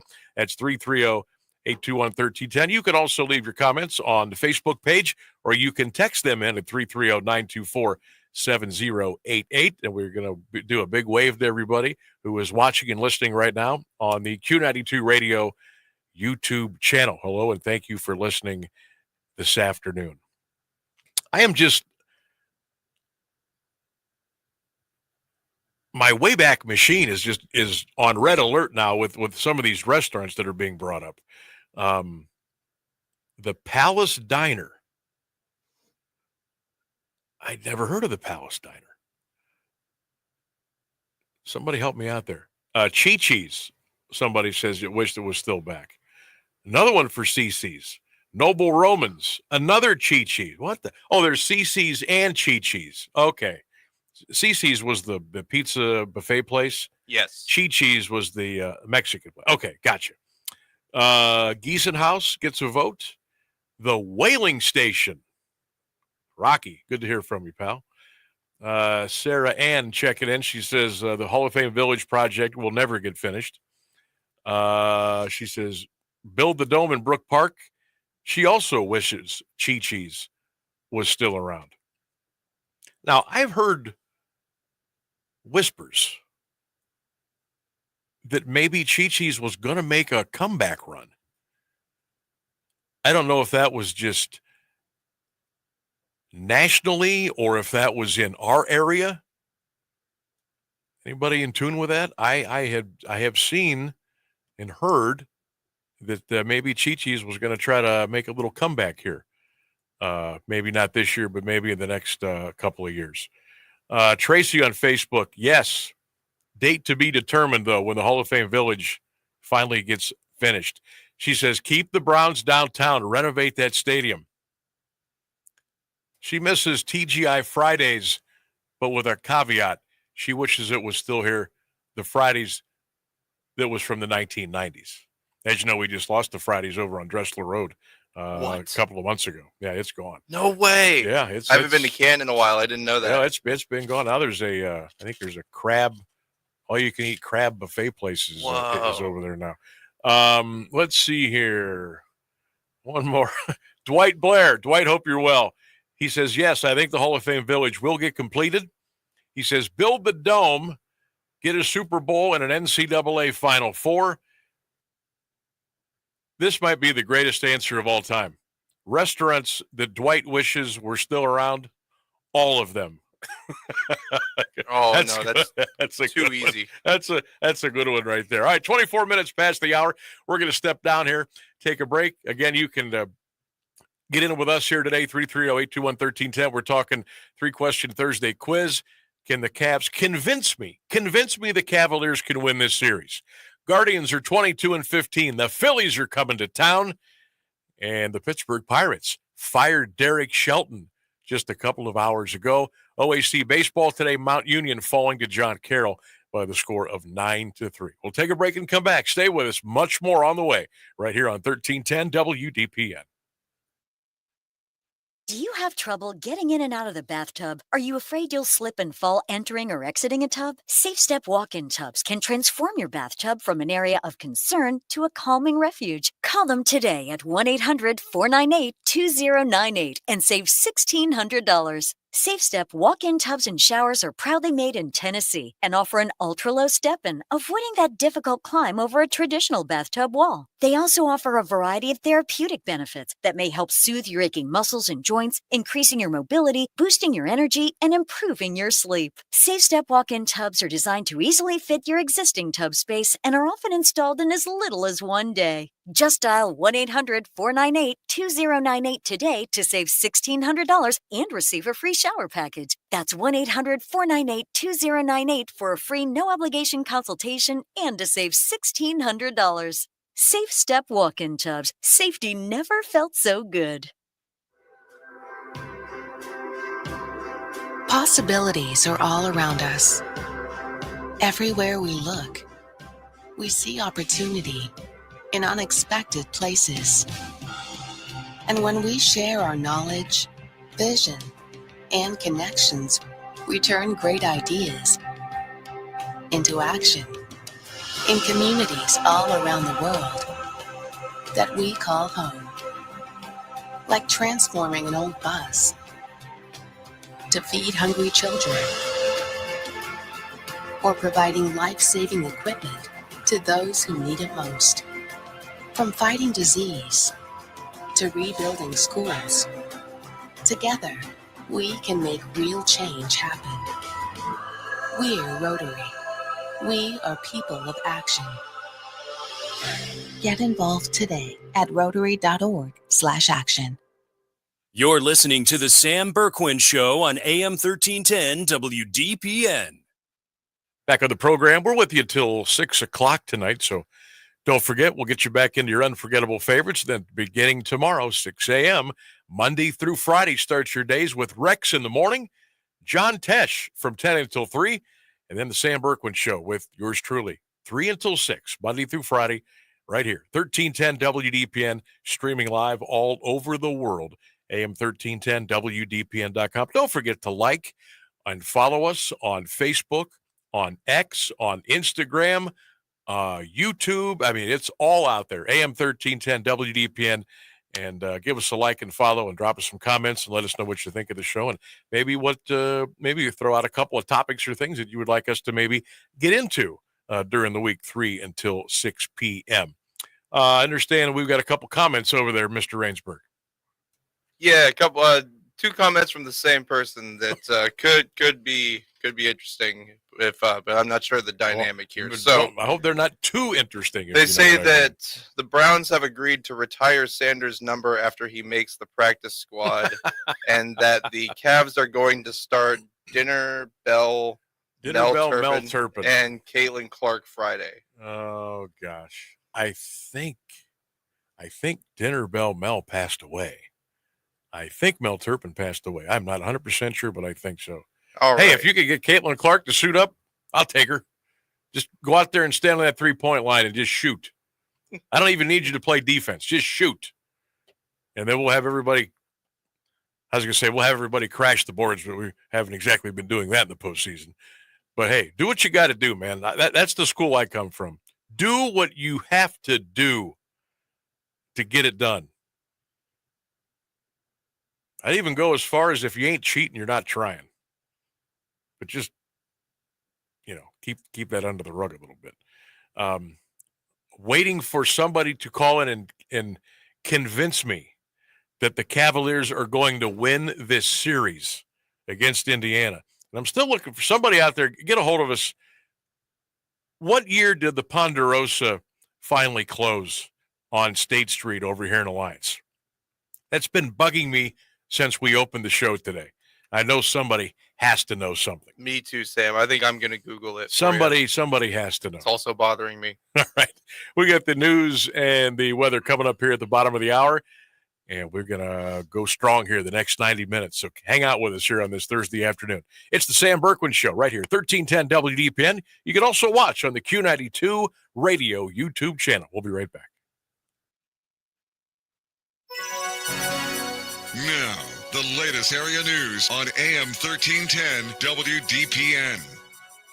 Good afternoon. It's 4:30. We have a new pope. White smoke came out of the chimney on top of the Sistine Chapel at the Vatican. The 133 eligible cardinals voted on the successor to Pope Francis. It's an American, originally from Chicago. Pope Leo XIV, known as Robert Prevost. Pope Leo was promoted to cardinal by Pope Francis and is said to share many of the philosophies of his predecessor. Sister Barbara Reed is the president of the Catholic Theological Union in Chicago, where Pope Leo studied, and says she's elated at the pick. He has a heart of as large as the whole world. He has a heart that immediately gravitates to the people who are the most overlooked, forgotten. President Trump is reacting to Pope Leo of Chicago being elected as the new leader of the Catholic Church. To have the Pope from the United States of America, that's a great honor. That's a great honor. President Trump has agreed to cut tariffs on British autos, steel, and aluminum in a planned trade deal. But the president today played down the possibility of other nations receiving similarly favorable terms on his import taxes, which are roiling the global economy. The announcement provides a political victory for UK Prime Minister Keir Starmer and a degree of validation for Trump's claims his approach on trade may be able to rebalance the global economy on his preferred terms. Terms of the deal have yet to be completed, so it can be signed. Trump says the agreement could lead to more beef and ethanol exports to the UK.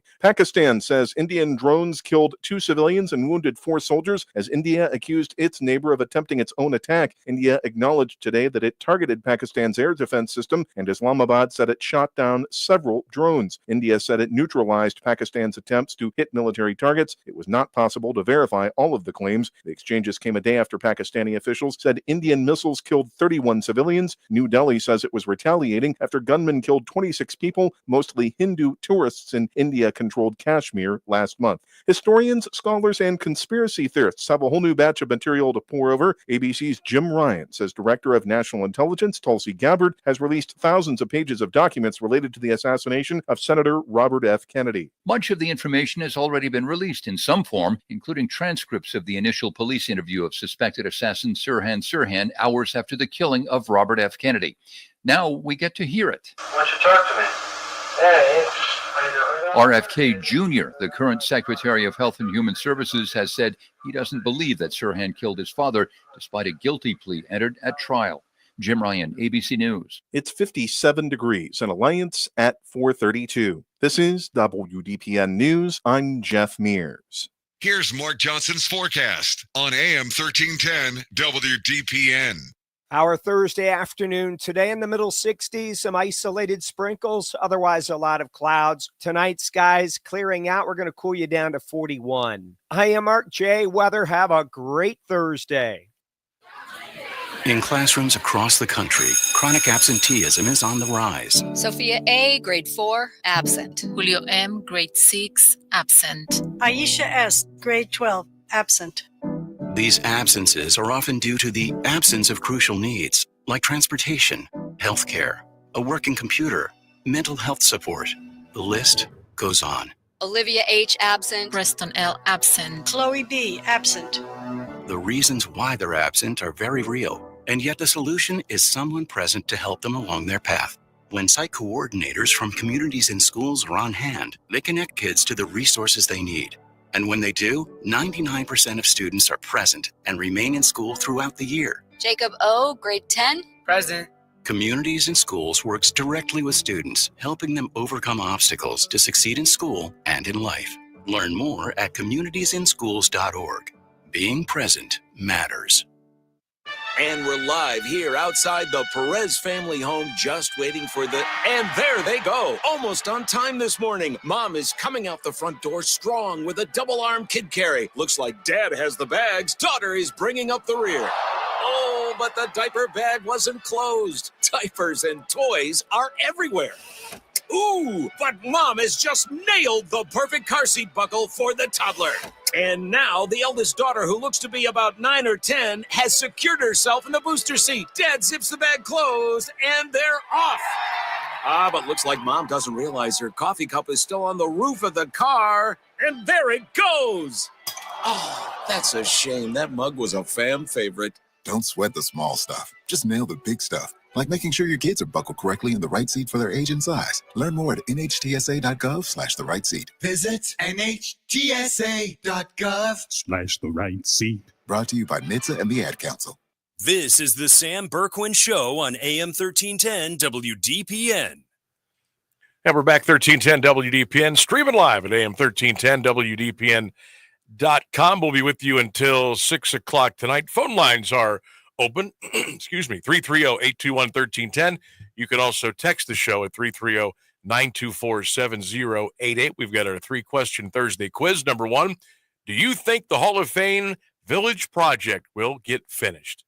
Number 2, Browns football. Renovate the stadium downtown or build a new dome in Brook Park. Question 3 today, area restaurants that you wish were still around. Let us know on our Facebook, X, Instagram pages. You can also call at 330-821-1310.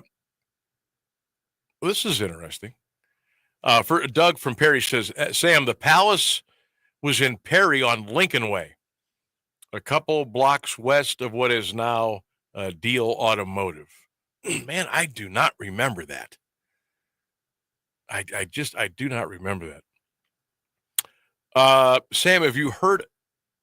Okay, maybe we can get some help here.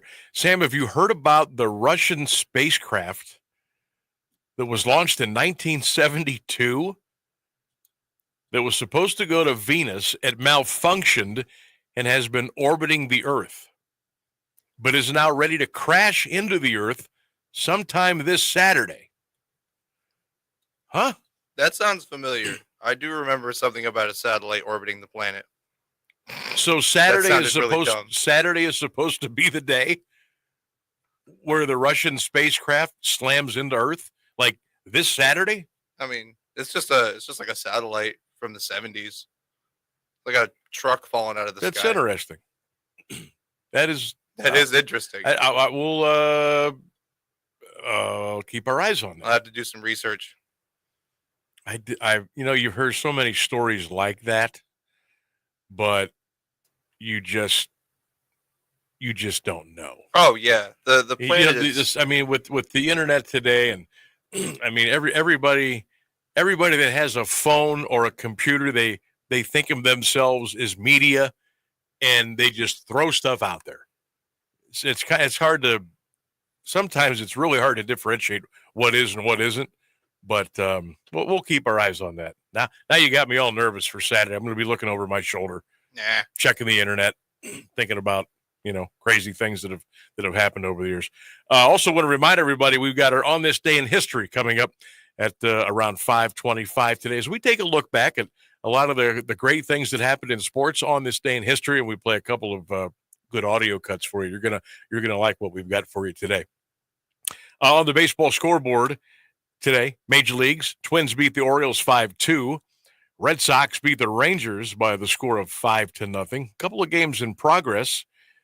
Oh, the Chicago White Sox, what do they stink? Kansas City 8, Chicago 0 in the bottom of the 8th inning. Bottom of the 6th inning in Colorado, the Detroit Tigers are hammering away on Colorado by the score of 9-1. That is actually game 1 of a doubleheader. Game 2 will be tonight at 6:10. There's Mr. Mears. Did he give you something on that satellite? He actually did hand me a paper about Jeff, the satellite. All right, what do we got? What's it say? What do we got? A Soviet-era spacecraft meant to land on Venus in the 1970s. We knew all of this, expected to soon plunge uncontrolled back to Earth. It is too early to know where the half-ton mass of metal might come down or how much of it will survive re-entry, according to the space debris tracking experts. So it says a Dutch scientist predicts that it will re-enter about May 10th. He estimates it will come crashing in at 150 miles per hour if it remains intact. So he said, while not without risk, we should not be too worried. Okay. So, all right. Well, thank you, Jeffrey, for bringing that in. Jeff Mears over there. Good stuff. I don't even need to do the research. There you go. You're good. Fantastic. We have a news department. Oh my God. Another easy day for you here. Wow. Oh yeah, it's so easy over here. Another easy day for you. Yeah. Inside the studio. I was just going back to that Detroit, Colorado series. Do you know that the Colorado Rockies are 6-29 on the season? Who's worse? Is it the White Sox or the Rockies?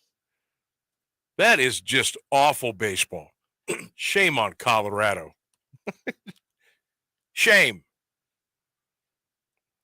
You better bring Aiden Longwell up to the big leagues. That's what you better do.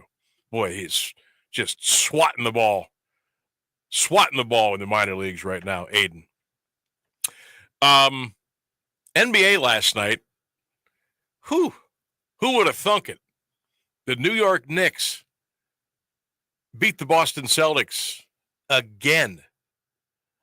And for the second time in a row, the Knicks overcame a 20-point deficit on the road at TD Garden and knocked off the Boston Celtics. And I'll tell you what, remember we talked about the Cavaliers with a lack of dogs on their team, gritty, tough, I'm going to beat you no matter what kind of guys. Jalen Brunson for the New York Knicks, man. This guy, how in the holy heck did the Dallas Mavericks give up on him and let him walk away? That's got to be one of the biggest gaffes in the NBA, in the history. Letting a guy like Jalen Brunson just walk. And he walked right to New York, and he has been I think he's the face of that franchise. You talk about some of the other guys they got on that team. Give me Jalen Brunson. Give me him any time over a lot of guys in the NBA. Guy's just a winner. Tough, hard-nosed, scrappy. hits big shots. He's not afraid of the bright lights. Man, imagine if we had Jalen Brunson on our team. Oh, we'd be really, I don't know. Cavs and the Pacers, by the way, going to get together on Friday, 7:30. Cavs are still a 1.5-point favorite, by the way, on the road in Indy. I don't understand that. I don't understand that. Vegas is begging you to take the Cavs. They're begging you to take the Cavs. Also last night, Oklahoma City. Boy, they had a tough one. They beat the Denver Nuggets 149-106. The Joker fouled out, I think, on purpose in the third quarter. He just wanted to get the hell off the floor. 43-point win last night for Oklahoma City. They opened up with a 46-31 first quarter. They scored 42 in the second quarter. They had 87 points at halftime. 87 points. The game was over. Nuggets interim coach David Adelman says, quote, "We got punked." You sure did. You lose by 43, man. That is not good. That is not good. So, one game tonight, I believe, and I think it's Golden State, Minnesota, I think is the only ball game tonight. So we'll see if the Cavaliers can get it back together. Did you see what Paul Pierce did? Former Celtic. Paul Pierce likes to think of himself as one of the faces of the franchise of the Boston Celtics. He said before Game 2 last night on FS1, he said, if we lose to the New York Knicks, I will walk to work the next morning. Well, Paulie, and he had to walk to work. He had to leave his house this morning at 3 a.m. It's a 20-mile walk for him from his house to the FS1 studios. So, to his credit, in his robe, and I guess he had some other clothes on, I hope, he left the house at 3 o'clock in the morning. He actually put some video out there of himself when he was ready to leave the house. So I guess he got up at 3 in the morning. He started to leave the house at 5 a.m. And he had to make the 20-mile trek to the FS1 studios. So at least he owned up to what he said he was going to do.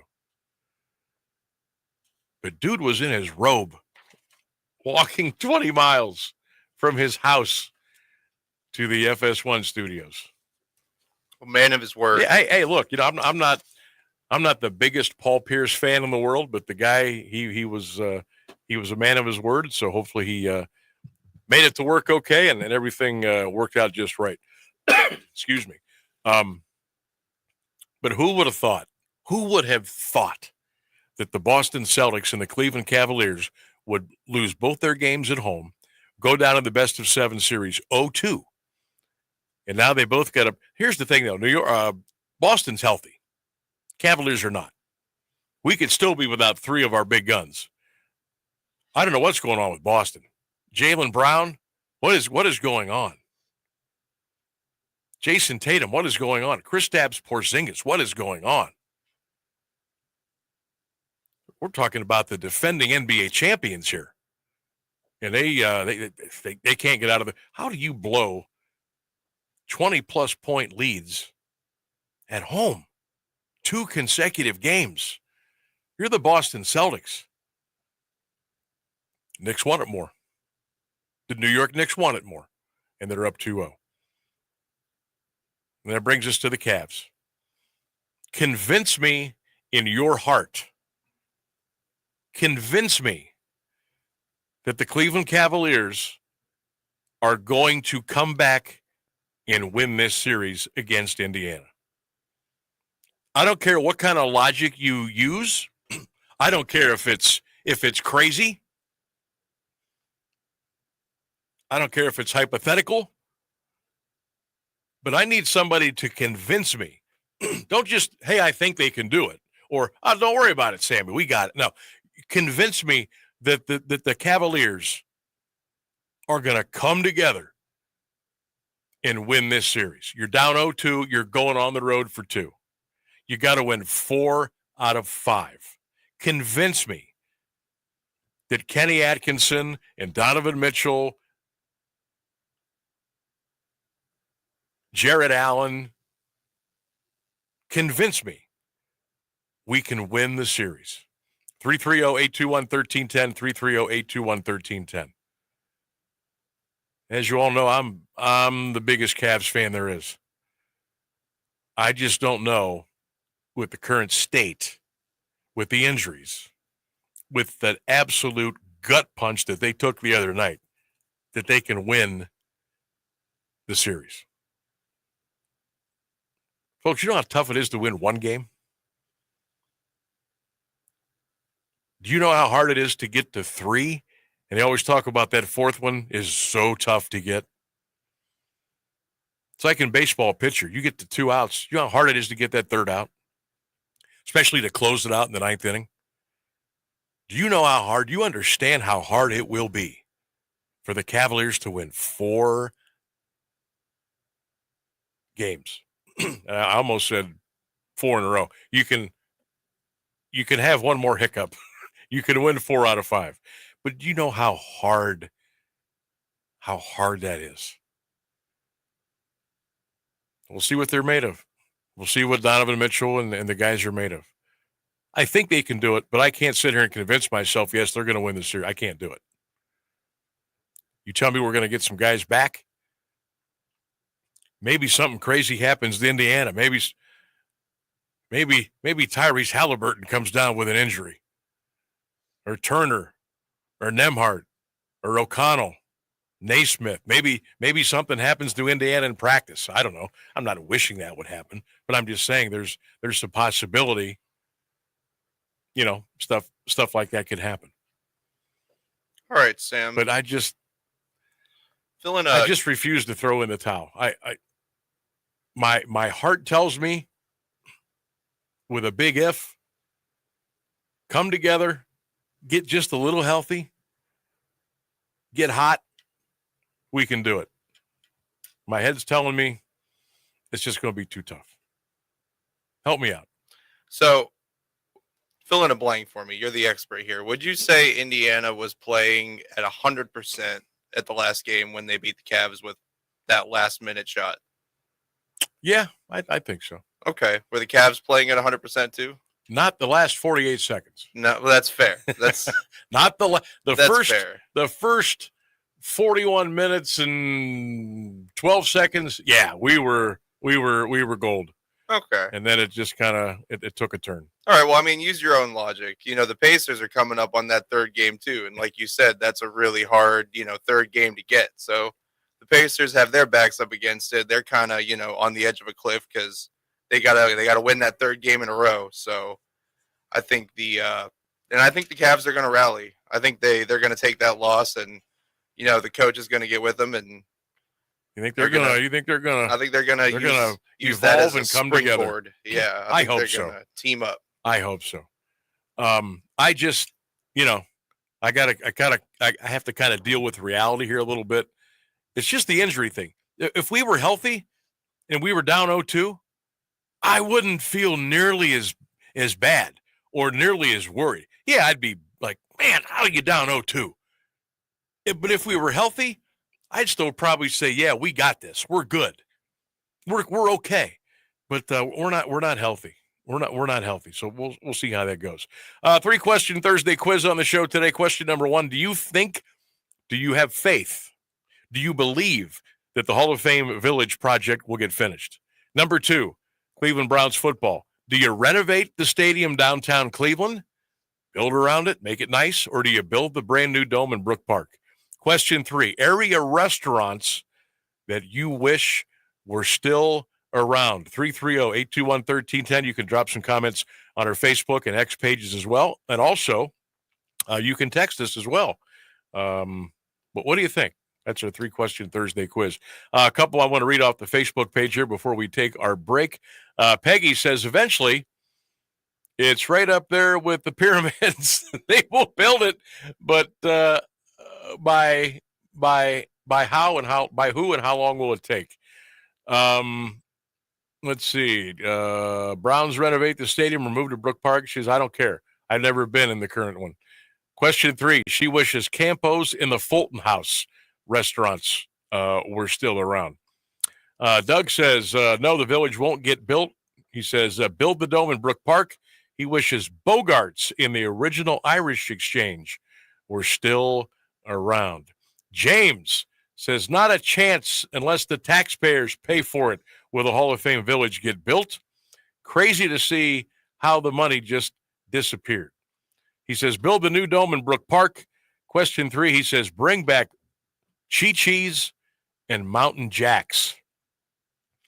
Let me read one more here before we get to the break. Scroll down. Let's go with Keith. Keith Gillian, good to have you on here, my friend. He says, yes, the village will get built.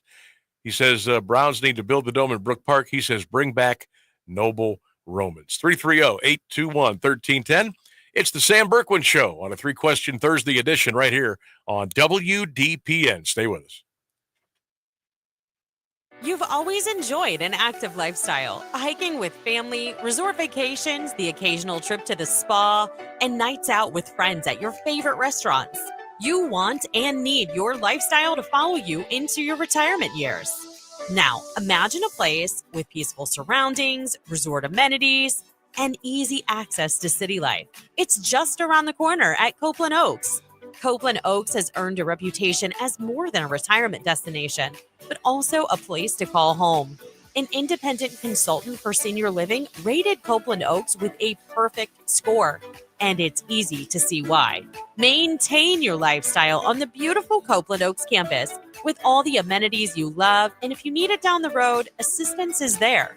Keep living your life to its fullest at Copeland Oaks, your all-inclusive senior living resort. Visit CopelandOaks.com for more information. That's CopelandOaks.com. Teachers are dynamic leaders shaping a new generation. They bring a variety of perspectives from diverse backgrounds, innovating how they teach to prepare students for our fast-changing world. They're skilled experts, discovering a universe of solutions, telling stories, inspiring, mentoring, connecting cultures, leading by example. Teaching is a journey that shapes lives. Are you ready? Explore teaching at teach.org, supported by the U.S. Department of Education and 1 million teachers of color. When I smoke weed, I get lost in the music. I like to isolate each instrument. The rhythmic bass, the harmonies on the piano, the sticky melody. Hey, careful, babe. There's someone crossing the street. Sorry, I didn't see him there. If you feel different, you drive different. Don't drive high. It's dangerous and illegal everywhere. A message from NHTSA and the Ad Council. You're listening to the Sam Bourquin Show on AM 1310 WDPN. Got a couple of minutes before we get you to the top of the hour news and weather. My good buddy Ryan Keller on Q, going to be joining us around 5:15. We'll discuss the Hall of Fame Village project and what that means for you stockholders out there. I'm looking forward to chatting with Ryan coming up here at 5:15 here on the Sam Bourquin Show. Phones are open. You want to go to get a quick call in, 330-821-1310, 330-821-1310. Take the 3-question quiz. We can talk a little Cavs, little Guardians back home against the Phillies Friday, Saturday, and Sunday. And I will say this, I got a good feeling. Nice weather this weekend. I would not be surprised if the Guardians and Phillies didn't draw 100,000 fans over the weekend. I think they can get there. Nice weather, good matchup. Phils don't come to town often. Bryce Harper, they got fans that'll travel a little while, I'm sure, over the weekend. I think and I know the Dolans will like this. I think the Guardians hit over 100,000 fans for the series against Philly coming up here on Friday, Saturday, and Sunday. A couple more off of the 3-question Thursday quiz as I will continue to scroll down here. Brian Kunkel. Brian, good to have you on here today. He says, yes, the village will get finished. He says, go ahead, Browns, build that dome in Brook Park. He wishes the Giesen house was still around. Pam says, no, the village won't get built. She says, Browns need to build the dome. She wishes the Town and Country restaurant was still around. Megan says, yes, the village will get built, but not from the original plans. She says, build the dome in Brook Park, and she wishes Chi-Chi's was still around. Boy, Chi-Chi's is getting a lot of love today here on the show. I wonder. Maybe they'll bring that thing back. What do you think? Eric Harkins. Eric, thanks for participating. He says that the village will be completed at the Hall of Fame. He says, build the dome in Brook Park. And he says, Ponderosa, he wishes was back. And one more here before we get to the break at the top of the hour. Kim Fate. Kim, hope you're well. She says, I can only hope the Hall of Fame village will get finished. She says, renovate Brown Stadium. And she wishes the Mayfair in downtown Canton was still around. Boy, some good restaurants out there. Kind of takes you down memory lane here a little bit. And most of these, matter of fact, all of them, I think I've been to every one except for the Palace on Lincoln Way. And I think I've been to every one. And I'll tell you what, my list is mostly some of the ones that the listeners have commented on today. I wish Nick's Top Chalet was still here. I wish Lucia's, the original Lucia's, was still here. Somebody just texted me, Burger Chef. Get out of here.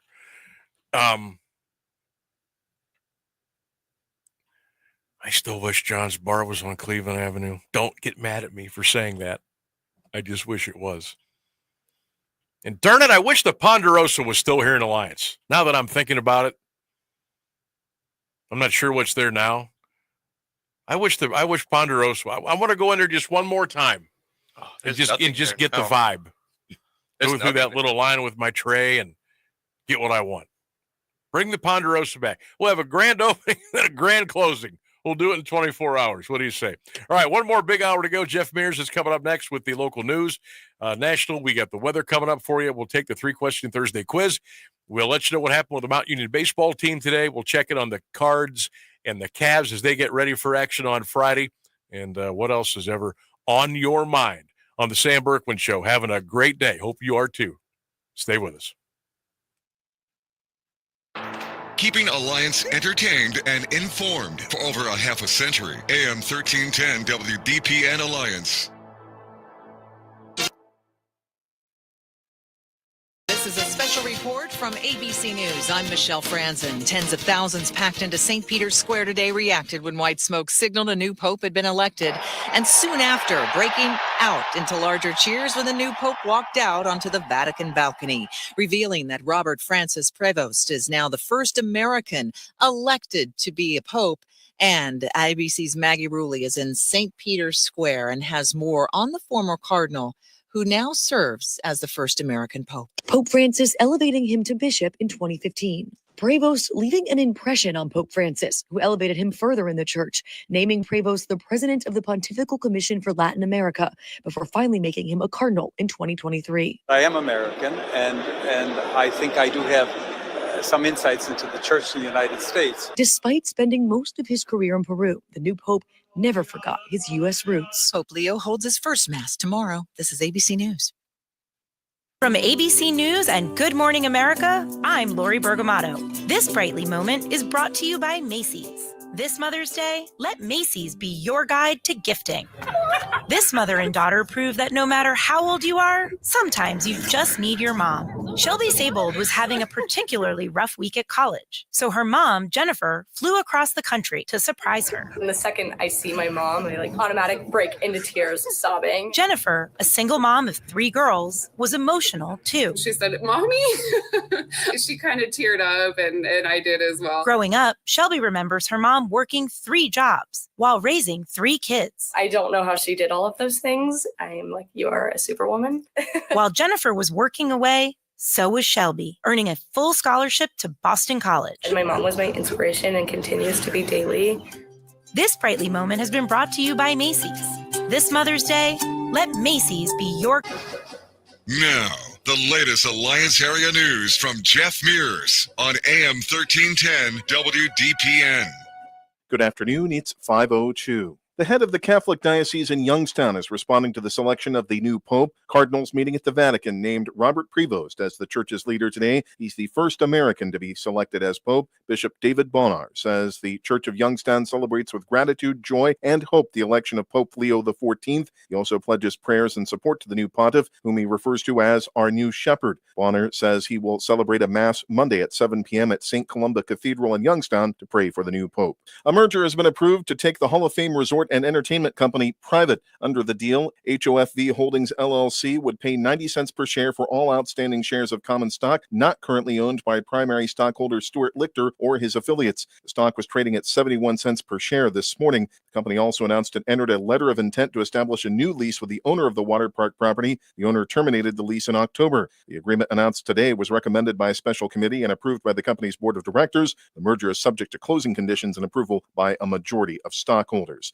Denise Sechrist is stepping down as Dean and Chief Administrative Officer at Kent State University's Stark and Salem campuses. She plans to retire June 30th. Sechrist has been with Kent State since 1988. She was named interim dean of the Stark campus in 2014 and became dean 2 years later. Sechrist was hired as dean of the Salem campus last year. James Hannon will serve as interim dean. He has been dean of the College of Education, Health, and Human Services since 2017. A Uniontown man is in the Stark County Jail following his arrest on a child pornography charge. Police picked up 43-year-old Christopher Clark Wednesday. Uniontown officers, Alliance Special Investigations Unit, and Hartville Police were executing an arrest warrant and search warrant at his Schweitzer Street Northwest home when he was the subject of a traffic stop nearby. Clark was booked on 2 counts of pandering sexually oriented matter involving a minor. He allegedly sent multiple images of preteen girls taking part in sex acts to several users on a messaging app July 15th. A road resurfacing project in Stark County has the green light. During Wednesday's meeting, commissioners awarded a contract to Dalton-based North Star Asphalt for the Hot Mix Asphalt project. The $2.5 million of resurfacing includes nearly 15 miles of county roads. Among them are Beechwood Avenue from Beach Street Northeast in Washington Township to the Alliance Corporation limits, Georgetown Road Northeast from Broadway Avenue in Osnaburg Township to Trump Avenue in Canton Township, and Laco Springs Street Northwest from Fulton Road to Portage Street in Jackson Township. The cost will be covered by the county's motor vehicle fund. Work will begin this summer. The West Branch Board of Education has filled a vacant board position. During a special meeting Wednesday, Deborah Helm was selected for the seat vacated by Aaron Hawk. He resigned last month, citing family reasons. Helm is a lifelong resident of the district and a Marlington graduate. She has worked for 30 years at Crandall Medical Center, where she is manager of technical operations, staff education, and a nursing supervisor. A Youngstown couple is headed to prison following their conviction on charges resulting from child abuse. 43-year-old Christopher Hill was sentenced to 4 to 6 years today by Mahoning County Common Pleas Judge John Durkin.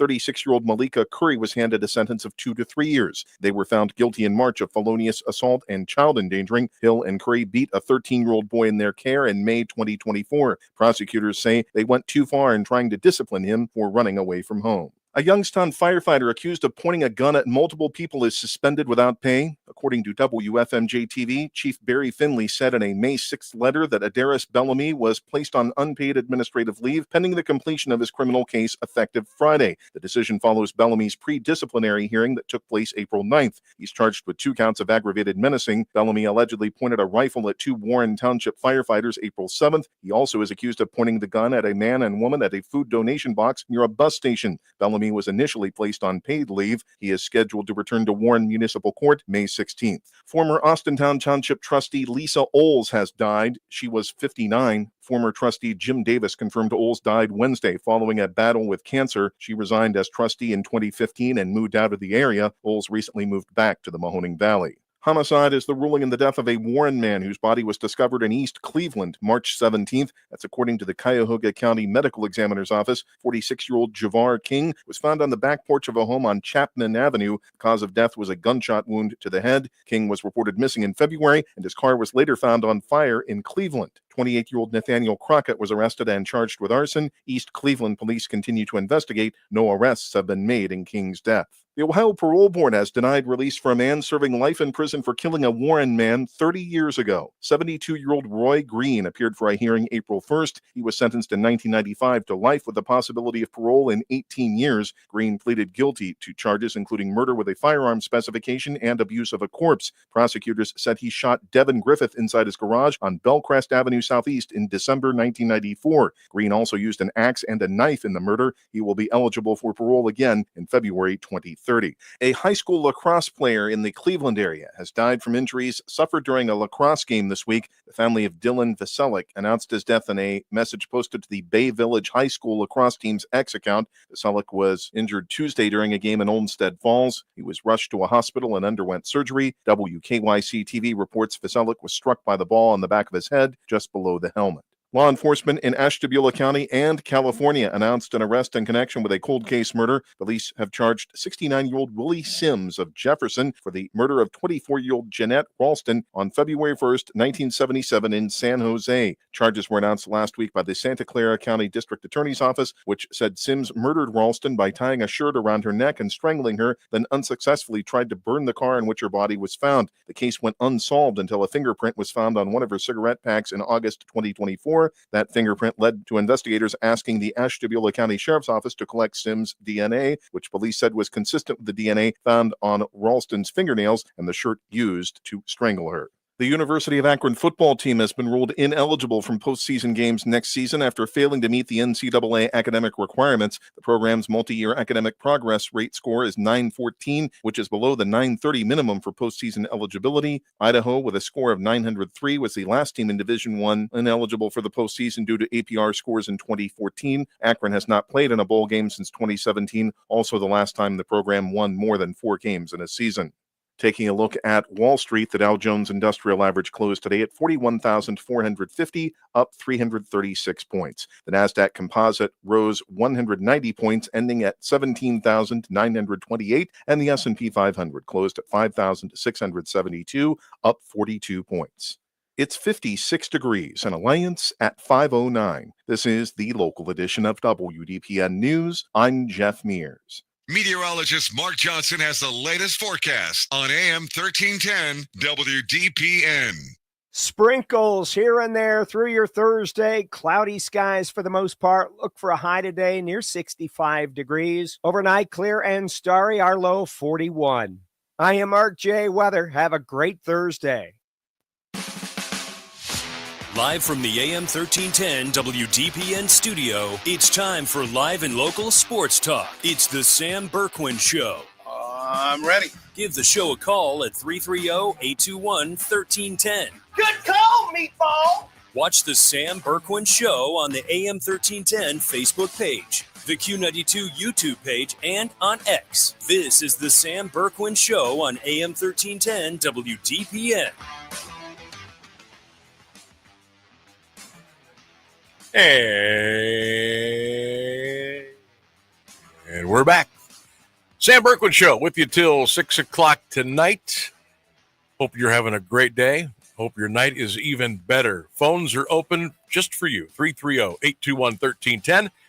That's 330-821-1310. Well, that just made me nervous. Jeff Mears came in here with a pair of scissors. What the hell was that all about? At least he wasn't running. Trying to come in here and create news with his scissors? Jiminies. Where was I? Oh, yeah. 330-821-1310 is our telephone number. We're going to be checking in with our good buddy Ryan Keller. Does a great job here at the radio station. Kind of doing both sides of the aisle. 1310, Q92. Does a great job. A little bit of everything. He is our utility guy. He is our 5-tool player. He's going to be joining us here in a few minutes. And we're going to talk to Ryan about what the newest Hall of Fame Village news means to stockholders. So I'll redo that story for you here in a minute. Then we'll bring Ryan on and we'll talk to him about that. I think he'll have some good information for you. We also had the 3-question Thursday quiz. Oh, the response has been tremendous. Question number 1 today. Do you have faith? Do you believe that the Hall of Fame Village project will get finished? Question number 2, Cleveland Browns. Renovate Browns Stadium downtown or build the brand new dome in Brook Park? I'd say about 70% say dome, 30 say renovate. I'm kind of still on the fence here a little bit, to be honest. Question number 3 on the 3-question Thursday. Now listen up. Think about this one. Area restaurants that you wish were still around. Which restaurants in the area, around the area, do you wish were still around? That's the 3-question Thursday today, 330-821-1310. And I'm going to have Ryan throw out that brand new WDPN text line. What is our new text line, Mr. Rainsberg? That is 330-924-7088, Sam. You know why I had you do that? Because Did I you lost forget it. what it is? Because I lost it. So Yeah. I had you do it. So Don't you worry about that. I will run it across the bottom of the screen so everybody can see it. very good. And the screen that he talks about is you can listen and watch our show Monday through Friday, 3 until 6 on the Q92 Radio YouTube channel.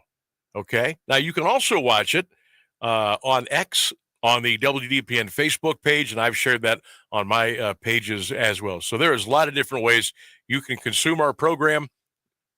Like it, share it, follow our pages on X, on Facebook, drop some comments in there, and let us know how your day's going. We certainly do appreciate you stopping by, hanging out with us, whether it's the 3 o'clock hour, 4 o'clock, 5 o'clock, in your car, in the office, on your computer. Maybe you're listening or watching on the phone somewhere. Maybe you're out causing news, creating news yourself. But we always appreciate you joining us here on the Sam Bourquin Show. And don't forget, Monday through Friday, start your days bright and early with our man Rex. Rex in the morning at 6 a.m., John Tesh, 10 until 3, and then we come in here from 3 until 6. OAC baseball tournament today. Not good news for Mount Union. The Purple Raiders lose game 1 of the OAC baseball tournament. John Carroll got them today, 9-3. So the Raiders got to regroup and come back and play in a loser's bracket game tomorrow at Rayfield Rogers Field. So hang in there, Raiders, and go out and get that thing done tomorrow. Some of the responses on the 3-question Thursday quiz, some of the new ones that have just come in. Thomas Heron. Hope you're well, Thomas. He says, yes, the village will get completed, but not for 10 years.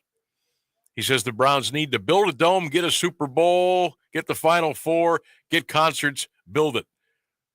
Restaurants that he wishes were still around: Kurt's Inn, Nick's Top Chalet, Lominko's. Where was Lominko's at? I've heard of it, but I don't know where it was, and I don't know what their bill of fare was, so to speak. He also says, bring back the Varsity Tavern. Man, I don't know where that was either. You would think I would know all this stuff. Scott says the village will not be completed. He says, build the dome, Browns. Giesenhaus was a restaurant that he wishes was still around. Noble Roman's getting a lot of run today. Chi-Chi's by far, out of just this select text box I'm reading from, 40% of you out there wish Chi-Chi's was back. Parason's getting some run here lately. Mayfair, downtown Canton, Rudolph's. This is from my good buddy Bill Costello. Rudolph's. I don't know where Rudolph's was. He says the village will not get built, and he says that the Browns should build a brand new dome out in Brook Park. Let us know. Let's take the quiz here. 330-821-1310. You can text your answers at 330-924-7088. Cavs, Pacers, tomorrow night, 7:30. Game 3. I got to be honest with you. I feel a little better today. I'm not ready to go get my Cavaliers flag and run around the streets proclaiming we're going to win. But I win the series. But I feel better. I feel a little bit better. I just wish I knew that we were going to be healthy. I wish I knew we were going to be healthy. Look, if Bevere didn't get you fired up about it, I don't know what will. He did. Old Bevere from across the hall. He's a very emotional fan. He's a passionate guy. He is. I don't know if it's because that he really, really loves these teams or he's wagering. I don't know what it is. Maybe it's a combination of the two. So that's kind of what's going on. Hey, I want to thank Zac Jackson from The Athletic for joining us in the 3 o'clock hour. Zac does a great job. He also has a great podcast, Zac Jackson and Friends. You might want to go check that out where you hear all of your podcasts. Pittsburgh Pirates fired their manager today. Some would say long overdue. Some are saying, no. Don't fire the manager. Fire the owner. Get him out of here. But Derek Shelton was fired today by the Pittsburgh Pirates. All right, the news today that came out earlier this morning about the Hall of Fame Village, and I've got to put my cheaters back on again. How do I look in glasses, huh? You look smart. Probably. Well, that's a known fact. Right, these glasses make everybody look smarter. They're worth their weight in gold then if that's going on. Exactly. Okay, so I'm just going to read the story. You can also read this story up on the Q92 Sports Network Facebook page. Hall of Fame Village, resort entertainment and media company centered around the power of professional football, today announced it has entered into a definitive merger agreement to be acquired by HOFV Holdings, LLC. The investor, an investment vehicle affiliated with Industrial Realty Group, IRG, LLC, Stuart Lichter, the director of the company, is the founder and president of IRG. Upon completion of the transaction, the company will become privately held company. That's just kind of like the meat and potatoes of the story around that today with the Hall of Fame Village. And what does that mean? What does it mean for stockholders? What does it mean for the project moving forward? Will it get done? Has there been a little fluctuation of cash? We could get people out there working and building and shoveling and doing things again. What does it all mean? And as a part of our 3-question Thursday quiz, will the village, will that project eventually get done? But how much longer is it going to take? Are there still going to be more changes? Will there be deletions? Will there be additions to the project? A lot of moving parts there. But I wanted to kind of go the stock route because I know a lot of you had bought in when it went public.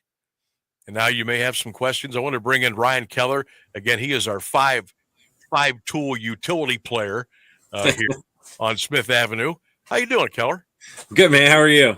I'm doing well. I'm actually going to have to pull you up on video here because I want to see what this trophy wall is all about. It's just part of it. It's just part of it. Here we can. All right, I'm gonna pull you up here, and let's see. Let me try this here. Technology. I'm so slow. Can't read. Can't see. Can't hear. But I'm gonna figure this out. This is just one of the walls. Yeah. You know what? I can't even do it right now. All right. I promise you I will pull this video up of you here in a minute. By the way, if you wonder what we're talking about, you can go to the Q92 Radio YouTube channel and check this out. Okay, Ryan. In layman's terms, the news today from coming out of the Hall of Fame Village with this merger, what does this mean just in general? And then we'll talk about what it means to the stockholders and some of the other information that's starting to come out here. We'll go over that as well. Well, hopefully it will lead to an answer of your first question, whether the Hall of Fame Village will get completed. I think it will. You have to think that there is a plan in place for it to get done in order for this merger to even take place. And I think someone's not going to invest money and take on the project if there isn't that said plan ready to go. So hopefully, fingers crossed, they did that and there is a plan in place to get it completed. I think the biggest thing with the village and why financially it kind of struggled a little bit is there's not a whole lot there that's bringing in revenue. The water park and the hotel, in my mind, I think should have been one of the first things to get completed. That way you are generating revenue on a daily basis to fulfill that village. Because right now it's the shops that are there. It is stuff that goes on at the stadium. But other than that, like on a day-to-day basis, there's not a whole lot of revenue that had been coming in. And obviously this was a huge undertaking. Yeah. When David Baker was there. Of course, he is gone now. Huge undertaking. You know, they talked about, build a new stadium. They built a new stadium. That took a little longer before they finally got it finished. I still think there's a couple things there that they probably want to tidy up for the most part, though. But it looks good, and it's served a great purpose with games and concerts, OHSA, state championships, other events. I wish they get some more events there, and I'm sure they do too, and I'm sure that they will. But then the whole village thing, and I go back to the original blueprint, where it was water park, 2 hotels, a 7,500-seat arena. Obviously, there's some retail there. There's some restaurants there. But there was other things there that maybe now are not a part of the whole project. But I think if the ducks were in the row and there was more financing available earlier and there wouldn't have been the work stoppages, I'm not saying it would be 100% done, but you would be seeing a lot more revenue coming in from there. I know they're getting revenue from those for the Forever Lawn Complex, those fields, and that's doing well for the bed taxes and people coming and staying and eating and shopping, all those things. But I think if we wouldn't have had so many stoppages, there would have been a lot more revenue coming in. Yeah, the big events are great. They've got the cornhole tournament that goes on there inside the performance center. They've got the national flag football thing that goes on there. But those are just little chunk things here and there. It's not a full day-to-day revenue stream coming in to help support everything. So hopefully they can get this water park and the hotel done quickly. I know a lot of people go and take trips to like the Big Bear Lodge or to Kalahari. So those are destinations for families, and having it right there at the Hall of Fame, you can kill 2 birds with 1 stone. Dad gets to go do the Hall of Fame, and then, they gets to spend some time with the kids at the water park. So hopefully there is a plan in place with the merger, and you were talking about stocks and that kind of stuff too. I invested into the Hall of Fame Village. Like most people, I'm going to be at a loss. I'm gonna lose out with some money at the end of this.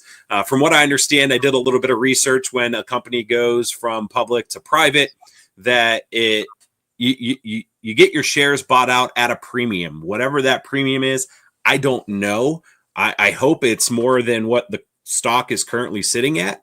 But think with negotiations, and the merger does have to be approved by stockholders. So we'll see what the final number is that they decide is fair, I guess.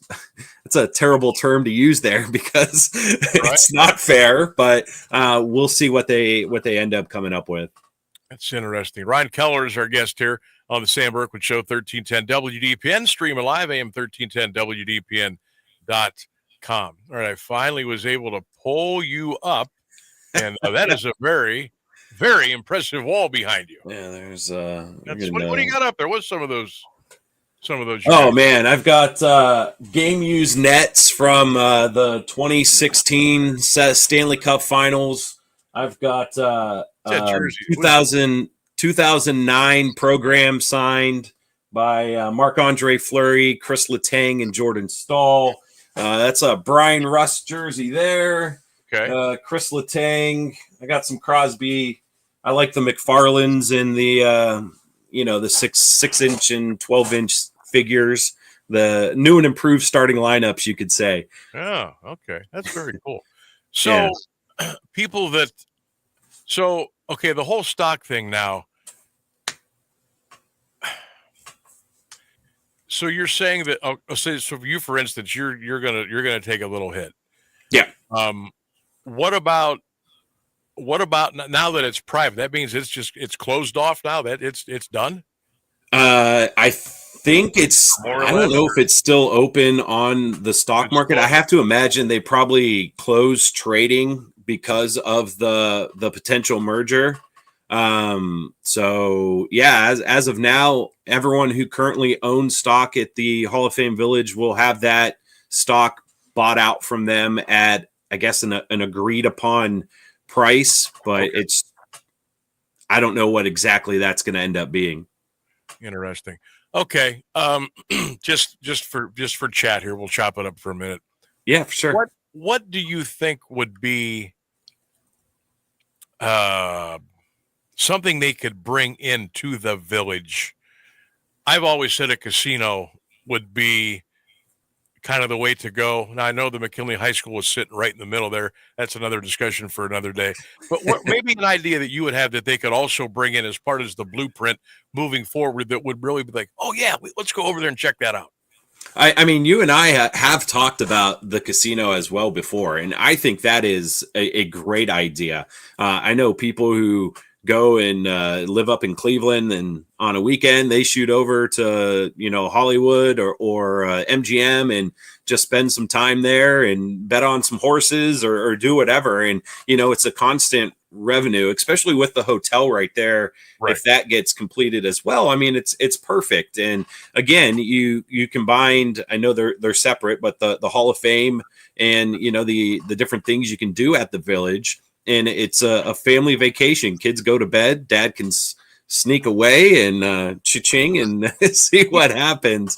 I haven't put too much thought into, other things. There has to be a draw there, and not just like a one-time, like an event kind of draw. It has to be something that's going to generate revenue on a daily basis. Consistent. Yeah.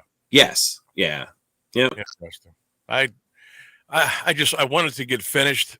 I know it's way behind getting done, but it's, I've lived here my whole life, and I wanted to get done. I want people around here to, kind of enjoy the fruits of everything and bring people in and get revenue cooking again, and just kind of put our chest out a little bit. We're the Hall of Fame city. We're Canton. Look what we did. It took us a while, but look what we did. And I'm just hoping that they can do that. All right. We got about a minute. I want to give you the 3 Christian Thursday quiz. You ready?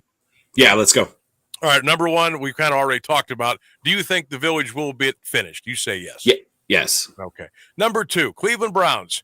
Would you like them to renovate the stadium in downtown Cleveland, or go ahead and build that brand new dome in Brook Park? I'm on the dome side. I think traffic trying to get into the city on game day is horrendous. Hopefully, it would be a little easier if it was out in Brook Park. Also, the renderings that have been popping up online that suggests for the Browns, if they stay downtown, it looks awful. I think it looks terrible. So you get that magazine looks awful. Yeah, you get a bigger draw. It's right by the airport. Concerts all year round, inside stadium shows. I think it's better, not just for that area, but for the fan as well. It's a better viewing experience to be indoors and have it temperature controlled. All right, I got 15 seconds. Area restaurant that you wish was still around. So I'm not originally from here, so I don't know too many restaurants from the Stark area. But in Warren, there was a place called the Tin Pan Alley. That was phenomenal. Every New Year's Eve, we would go there for dinner. It was a steak place. It was so great. And before, I know you're up against the time, but I know you like jerseys. Oh, yeah. I do. An old school Lumberjacks, baby. Let's go. Oh, wow. Okay. So what was the place in Warren again? The Tin Pan Alley. The Tin Pan Alley. Yeah. Oh, I thought you were going to say the Yoshiko Spa or something. All right. Ryan, thanks for coming on today. There it is. Absolutely, I love that. Sammy. Hey, we'll see you on the property here tomorrow. Appreciate it. All right, buddy. See you. Have a good night. There you go. Hey, we got to get to the news. Stay with us. 1310 WDPN. The latest news and the current Alliance area weather forecast are up next on AM 1310 WDPN.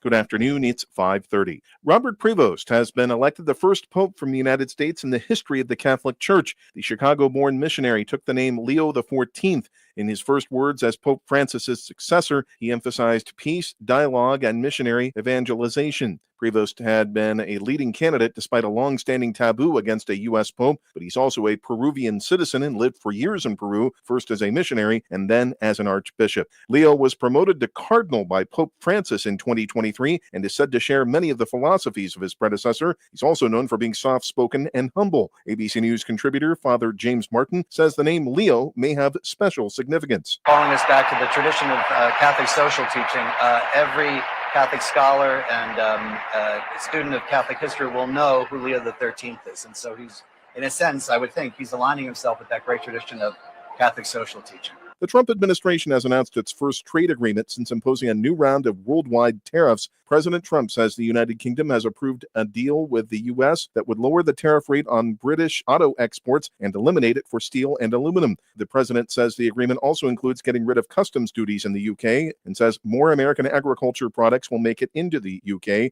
More from ABC's Karen Travers at the White House. There were not a lot of details yet. The president said that some of the final details are still to come. He at one point called this not conclusive, that we'll have it all conclusive soon. Later, though, the president said that this was a very conclusive deal. The Trump administration has proposed a multi-billion-dollar overhaul of the U.S. air traffic control system in the wake of recent deadly plane crashes and technical failures that have put a spotlight on the outdated network. Transportation Secretary Sean Duffy says the plan calls for 6 new air traffic control centers, as well as technology and communications upgrades at all of the nation's air traffic facilities over the next 3 years. How much it will all cost wasn't immediately revealed. Officials want to add fiber, wireless, and satellite technology at more than 4,600 locations, replace 600 radars, and increase the number of airports with systems designed to reduce near misses on runways. New experiments show eggs are less likely to crack when they fall on their side. It's commonly thought that eggs are strongest at their ends because the arc-shaped bottom redirects the force of the impact and softens the blow. But when scientists ran simulations and dropped nearly 200 eggs horizontally and vertically from 3 short heights, eggs broke less when they landed on their side. Scientists discovered that the egg's equator was more flexible and absorbed more of the energy of the fall before cracking. The new research was published today in the journal Communications Physics.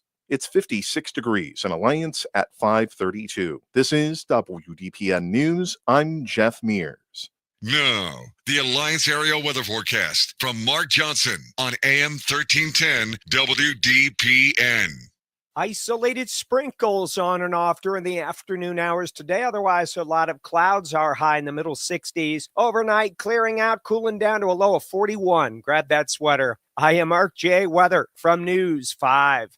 Do you have trouble getting in and out of the bathtub? Are you afraid you'll slip and fall entering or exiting a tub? Safe Step walk-in tubs can transform your bathtub from an area of concern to a calming refuge. Call them today at 1-800-498-2098 and save $1,600. Safe Step walk-in tubs and showers are proudly made in Tennessee and offer an ultra-low step-in, avoiding that difficult climb over a traditional bathtub wall. They also offer a variety of therapeutic benefits that may help soothe your aching muscles and joints, increasing your mobility, boosting your energy, and improving your sleep. Safe Step walk-in tubs are designed to easily fit your existing tub space and are often installed in as little as 1 day. Just dial 1-800-498-2098 today to save $1,600 and receive a free shower package. That's 1-800-498-2098 for a free no-obligation consultation and to save $1,600. Safe Step walk-in tubs. Safety never felt so good. You're listening to the Sam Bourquin Show on AM 1310 WDPN. I want to thank Ryan Keller again for joining us, talking about the Hall of Fame Village project and what it means now to the folks that bought stock, and hopefully that will work out for everybody. All right, phones are open: 330-821-1310, 330-821-1310. We got about 25 minutes left in the program. You can also text us today at 330-924-7088. You can watch and listen to the program on the Q92 Radio YouTube channel. You can check that out Monday through Friday from 3 until 6 p.m. Well, we get so engrossed in our conversation with Keller at the bottom of the hour. One of the things that we like to do here a little bit before 5:30 is do our On This Day in History. Well, yours truly just let that go right on by. So we're going to do that right now on this day in history, and we get some cool audio to play for you in the end as well. On this day in history, in sports, let's go back to 1866. Australian rules football was created. On this day in 1961, New Yorkers selected a new name for their new National League Baseball franchise. They are now known as the New York Mets. 1966, Frank Robinson of the Orioles became the first player to hit a ball completely out of Cleveland Municipal Stadium. Okay. 1967, Muhammad Ali was indicted for refusing induction into the United States Army. Remember that. 1984, I also remember this growing up, the Soviet Union announced that they would not participate in the 1984 Summer Games in Los Angeles. This next one hurts. Michael Jordan completed the first round of the playoffs. He scored 226 points in 5 games as the Bulls knocked out the Cleveland Cavaliers. On this day in 1999, Ken Griffey Jr. of the Mariners hit his 361st home run. That feat tied him for 45th place on the all-time home run list with Joe DiMaggio. In the year 2000, Jason and Jeremy Giambi of the Oakland A's became the 10th set of brothers to hit home runs in the same game. And on this day in 2012, Josh Hamilton from the Texas Rangers became the 16th major league player to hit 4 home runs in one game. But I saved a couple of the really, really good ones for last. Let's take you back to 1970. Knicks Lakers at Madison Square Garden. And look who is coming out onto the floor. I think we see Willis coming out. Here he comes right now. 6'10" from Grambling. The captain of the Knicks, the most valuable player of the NBA. Frazier then slows it down. Is picked up by Jerry West at the top of the post. Reed. Willis Reed scores the first bucket here tonight. And Reed now is outside. There's his second shot. He is 2 for 2. Willis Reed. And the legend continues. Knicks beat the Lakers 113-91. They win the NBA championship, and that was Chris Schenkel on the call of the championship in 1970. But who could forget? I had just barely turned 5 years old. Let's go back to 1974. Henry Aaron goes for number 715 at Fulton County Stadium in Atlanta, Georgia. He's sitting on 714. Here's the pitch by Downing. Swinging. There's a drive into left center field. That ball is going to be out of here. It's gone. It's 7:15. There's a new home run champion of all time, and it's Henry Aaron. The fireworks are going. Henry Aaron is coming around third. His teammates are at home plate. And listen to this crowd. The sellout crowd is cheering Henry Aaron, the home run king of all time. Unbelievable. Listen to the fireworks. That was back in 1974. Now, do any of you that have good ears for announcers, you remember who was on the call that day? That was Milo Hamilton doing the play-by-play as Henry Aaron was the new home run king as he went for number 715. I actually got some goosebumps there. That was pretty cool stuff. Again, on this day in sports history, we will usually bring that to you at around 5:25 here on the Sam Bourquin Show. We got a little sidetrack today, but that'll be one of our staples on the show Monday through Friday right here on AM 1310 WDPN. All right, Cavaliers and the Pacers. Want to kind of hone in on this here for a minute or two. As yours truly is I'm starting to come around here a little bit. Yeah, call me a homer. I'm starting to come around a little bit that maybe, just maybe, the Cleveland Cavaliers can rally, come together, just get me a little bit more healthy. And maybe we can win this series. What am I basing this on? Half of it's because I want it to happen. But I think the other 50% of it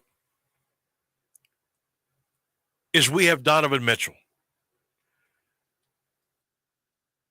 Donovan is the face of the franchise. Donovan Mitchell scored 48 points the other night.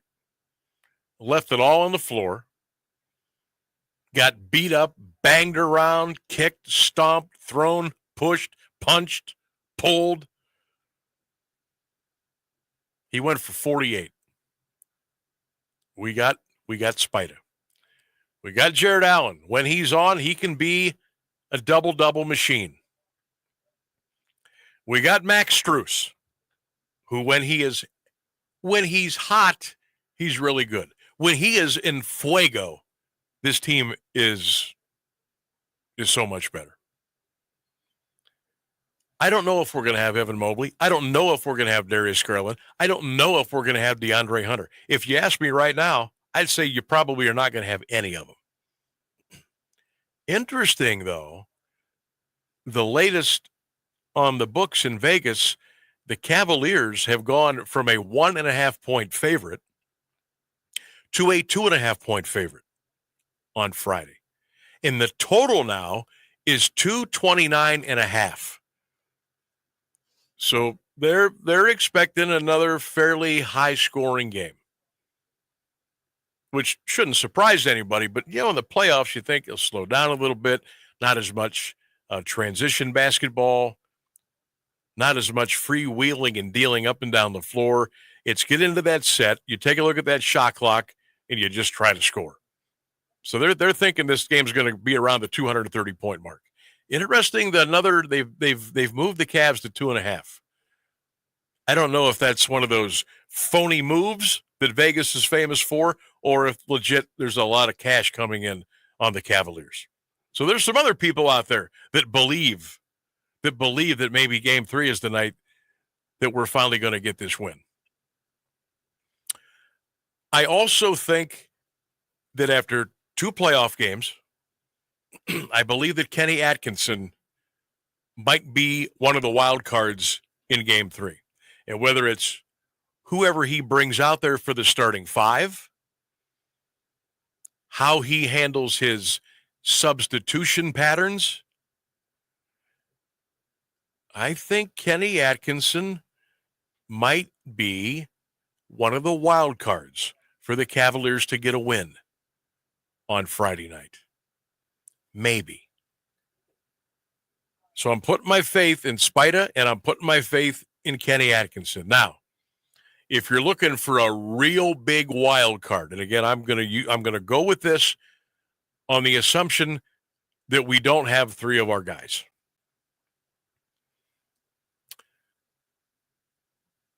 I think Sam Merrill might have a Ty Jerome-esque kind of performance. Now, I would love for Ty to do it, but he was awful the other night. 27 minutes, 2 points, 2 rebounds. That was it. I think Sam Merrill, what does Tim Alcorn call him? Quick flick. He gets the ball, pew, it's out of his hands. I think Sam Merrill could be maybe a wild card for us on Friday night. And doggone it, I don't think the Indiana Pacers are going to shoot 3-pointers like they have shot them the first 2 games. There is no way in the world that Naismith and Halliburton and Nembhard, there's no way they can shoot the 3-ball like they've shot it the first 2 games. And if they do, I'll tip my cap and, okay, you're better. I just don't see how that happens. But then I think, okay, we don't have Garland on the perimeter. We don't have Hunter on the perimeter guarding. And we won't have Mobley out there guarding the 3-point. So now I'm back to square one. But there's no way they're going to shoot the ball. There's just no way. There's no way. I mean, they've been over a 50% clip shooting the 3-pointer. And we have not shot the 3-point well at all. I don't think we've gone over 31%. I don't think we've gone 30% from the three-point line. We've been awful. We were 9 of 38 in game one, like 11 of 37 or so in game two. You can't possibly shoot that poorly again. I know you're going to the hostile territory. T-shirts will be on. They'll be waving their flags. They'll be blasting the music. You know how it is. Those people they'll be out for blood. They'll be at a fever pitch in Indiana. But our guys are pros too. They're pros too. Maybe Isaac Okoro will have I'm not saying he's going to score a lot, but maybe he'll get us a lot more rebounds. Maybe he'll set some good screens. He'll get some 50-50 balls. I know. You're like, man, you're reaching, Sammy. You are reaching. Oh, maybe I am. Maybe Porter. Maybe Green. Maybe Double T. Maybe throw Tristan out there and get us 6 fouls. Bang Miles Turner around a little bit. I don't know. Hey, you got to do what you got to do, right? I said that in the 3 o'clock hour. You got to do what you got to do to get this win. But I'm feeling a little bit better today. Hopefully I feel even a little bit more. I feel better tomorrow. It's not just heartfelt tomorrow, but it's like, okay, I've got this. I believe we're going to win. Better yet, I'll take it a step further. I know we're going to win. 7:30 tomorrow night, the tip. Is tomorrow is it an ESPN game or a TNT? I don't know. I should know that. Let me look that up here real quick. Let's see. Cavaliers at Pacers. Cavs minus 2.5. Total 230. It's ESPN. Okay. Well, we'll deal with it. ESPN tomorrow night, 7:30 for game number 3. Come on, Cavs. Come on. Got to make it happen. You can do it. We're going to take a break. Phone lines are open, 330-821-1310. You can text the show, 330-924-7088. Don't forget, you can always listen to us on the stream, AM1310WDPN.com, our X and Facebook page, and, of course, you can watch on the Q92 YouTube channel. Like, share, comment. We love it. We love you for doing it. We'll be back. Stay with us. Teachers are dynamic leaders, shaping a new generation. They bring a variety of perspectives from diverse backgrounds, innovating how they teach to prepare students for our fast-changing world. Achieving this takes skill and expertise. They're tireless explorers, creatively discovering a universe of solutions, telling stories, experimenting, inspiring, mentoring, connecting cultures, and connecting with each other. Leading by example. Experience the unique joy of helping students thrive. Teaching is a journey that shapes lives. Are you ready to begin? Explore teaching at teach.org, a campaign supported by the U.S. Department of Education, teach.org, and 1 million teachers of color. When I smoke weed, I get lost in the music. I like to isolate each instrument. The rhythmic bass, the harmonies on the piano, the sticky melody. Hey, careful, babe. There's someone crossing the street. Sorry, I didn't see him there. If you feel different, you drive different. Don't drive high. It's dangerous and illegal everywhere. A message from NHTSA and the Ad Council. I want you to imagine for a moment you're in a hospital. You are the patient connected to an IV bag. There's a constant parade of serious doctors, countless tests, endless pokes, and a serious diagnosis. Scary surgeries are followed by painful recoveries. You're in the hospital for days, weeks, months. Now imagine experiencing all of these things and you're only a child. This is why Starlight exists, to bring happiness to hospitalized children through programs that help kids cope, build resilience, bolster confidence, and change their outlook. Programs like gaming, virtual reality headsets, toy deliveries, radio flyer wagons, and cozy hospital gowns are just a few of the ways Starlight eases a child's hospital stay. Because happiness matters. Visit starlight.org to learn more. Hi, I'm Connie Britton, and I want to share with you the experience of Donna in Washington. She writes, I got injured about 5 years ago. I was let go when, because of the injury, I couldn't keep up with my schedule. I've tried to find other work, but I'm 68 now. No one wants to hire someone that old. This week is tough, though, because I had to get my tooth fixed. So I only have $10 in my checking account. But it will be okay. I at least have food because of this pantry. Millions of people face hunger. Some every day, just like Donna. The Feeding America network of food banks helps provide over 6 billion meals to people in need each year. Learn more at feedingamerica.org. Feeding America, 200 food banks strong. You're listening to the Sam Bourquin Show on AM 1310 WDPN. All right, we're back with the home stretch. We got about 8 minutes to go in the program. Good time for you to get in. 330-821-1310. Our 3-question Thursday quiz today. We've had a lot of fun with that. I'll read you some of the comments that you've dropped for us on social media. Question number 1. You can also text us, too, at 330-924-7088. Question number 1. Will the Hall of Fame Village project be completed? Number 2, should the Cleveland Browns renovate the football stadium downtown, or should they go ahead and build that new dome in Brook Park? Question number 3, restaurants that you wish were still around. That's our 3-question Thursday today. 330-924-7088 if you want to text in.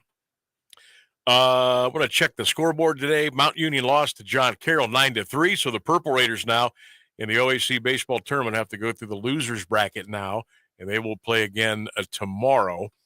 Finals in Major Leagues, Tigers beat the Rockies 10-2. Boy, the Rockies stink. 6-30. Royals beat the White Sox. They stink. 10-zip. What's with all the shutouts today? Red Sox beat the Rangers 5-0. Twins beat the Orioles by a score of 5-2. Guardians are off tonight. The Phillies come to town Friday, Saturday, and Sunday. And I made a little prediction, a little Sammy prognostication. The weather is supposed to be really nice this weekend. I think the Phillies Guardians series will attract over 100,000 fans this weekend. And I think they'll get there. So you'll have to average about 33,000 and change per game. Maybe I'm nuts. No, I'm going, well, you know what? Sunday's Mother's Day. You know what? Screw it. I'm going to say they're going to get over 100,000. Okay? And we'll take a look at that here when we get together on Monday. There is one NBA playoff game tonight, 8:30, Minnesota, the Timberwolves, and the Warriors. Now, this is a pretty inflated line. Minnesota is minus 10.5, but you have to consider the Warriors stole game 1, and you got to consider that young fella by the name of Steph Curry is out tonight. So the Warriors are going to be shorthanded against Minnesota, but we'll see what happens. That game tips off at 8:30. A couple of responses here on the 3-question Thursday. Jim says the Hall of Fame Village will not get finished. He says Browns need to build that dome. He wishes Esbers and Campos were still around. Eric says no on the Village getting finished. He says build the dome in Brook Park. He wishes Kurt's Inn was still around. Chi-Chi's getting, I cannot tell you how many votes or comments Chi-Chi's has got today. I got to tell you, quick story. A good friend of mine, Joe Russell. Joe, I hope you are well. Joe's been running his DJ service, I think, since he was like 20. Joe and I are the same age. He's still going strong. We used to go to the Chi-Chi's in Belden Village on Dressler Road where it was. And we went there probably pretty regularly between I want to say 85, maybe through 88. And you know what we did? We didn't have any money. We would go there. They would bring out the complimentary chips and salsa, which was very good. We would order 2 pops, and we would sit there for 3 hours and just yak about life. I feel so bad now looking back. Whoever our servers were back then, I apologize. Every once in a while, we would scrape together enough money to get a dish of queso, which was probably about $3 or $4, maybe not even that much. But we would sit there for hours and talk about school and life and laughed and carried on. And the server would come by, and I got to tell you, every server we ever had, they'd come by, they'd refill it was usually Coke or Pepsi. And they probably knew after, oh, here come these guys again. We're not getting any tips. And we tipped. We didn't tip how we wanted to. But yeah, chips and salsa and a pop. That was good, man. 3 hours, we'd sat there, and then we'd get up and go. Good times back there. Hope you're doing well, Joe Russell. Good dude. Sam, Chi-Chi's are getting a lot of love today. I think I have a similar story I could share if you would like. Go for it. We back when I was in high school, Applebee's would do half-off appetizers on. They still do. On Friday nights. I can't remember which night of the week it was, but they'd have trivia night and they'd have half-off appetizers. So we'd get like 10 of us together and go, and we would do this thing where every time the server would bring us back a new drink refill, she would also bring us a new straw. We didn't need a new straw because we had a straw from the other drink. Right. So we would just pile them up in the middle of the table. There's 8 of us. So by the end of the night, there's like 20 straws on the table. And I'm sure you all cleaned those up before you left? No. Us at 15 years old, we did not know. You did not. So, Wow. yeah, shamefully being mean to servers as younger gentlemen, as it were. Wow. Hey, did we ever find out what year the Ponderosa closed over here in Alliance? Did we ever figure that out? I could not get anything definitive, but it looks like either 2015 or 2016. I'm thinking 16. So I need somebody to call right now. close. Right now. 330-821-1310, especially if you're over here on the east side, over in Alliance or the surrounding area. What year did the Ponderosa close over here on State Street? And if I don't find out, I'm going to go out of my mind. I need to find this out. Kay Wilson, you're going to be our last Facebook commenter of the day. She says the Hall of Fame Village is an eyesore. It'll never get finished. She says the Browns need to stay put. Put a roof on that thing, she said. Restaurant she wishes was still around, the Town and Country Buffet. Okay. Good stuff. You hear Phil in the background. That means it's time to say goodbye. Thanks to all of the callers, emailers, texters, and viewers today, especially on all of our social media platforms. Thanks to my producer extraordinaire, Ryan Rainsberg. Thanks to Zac Jackson for joining us on the program today. For Ryan Keller, Jeff Mears for poking his nose in here, carrying scissors. And thanks to listening, everybody. We sure do appreciate it. We'll do it all over again tomorrow. Go Cavs, go Bucks, go Guards, go Browns. Good night, everybody.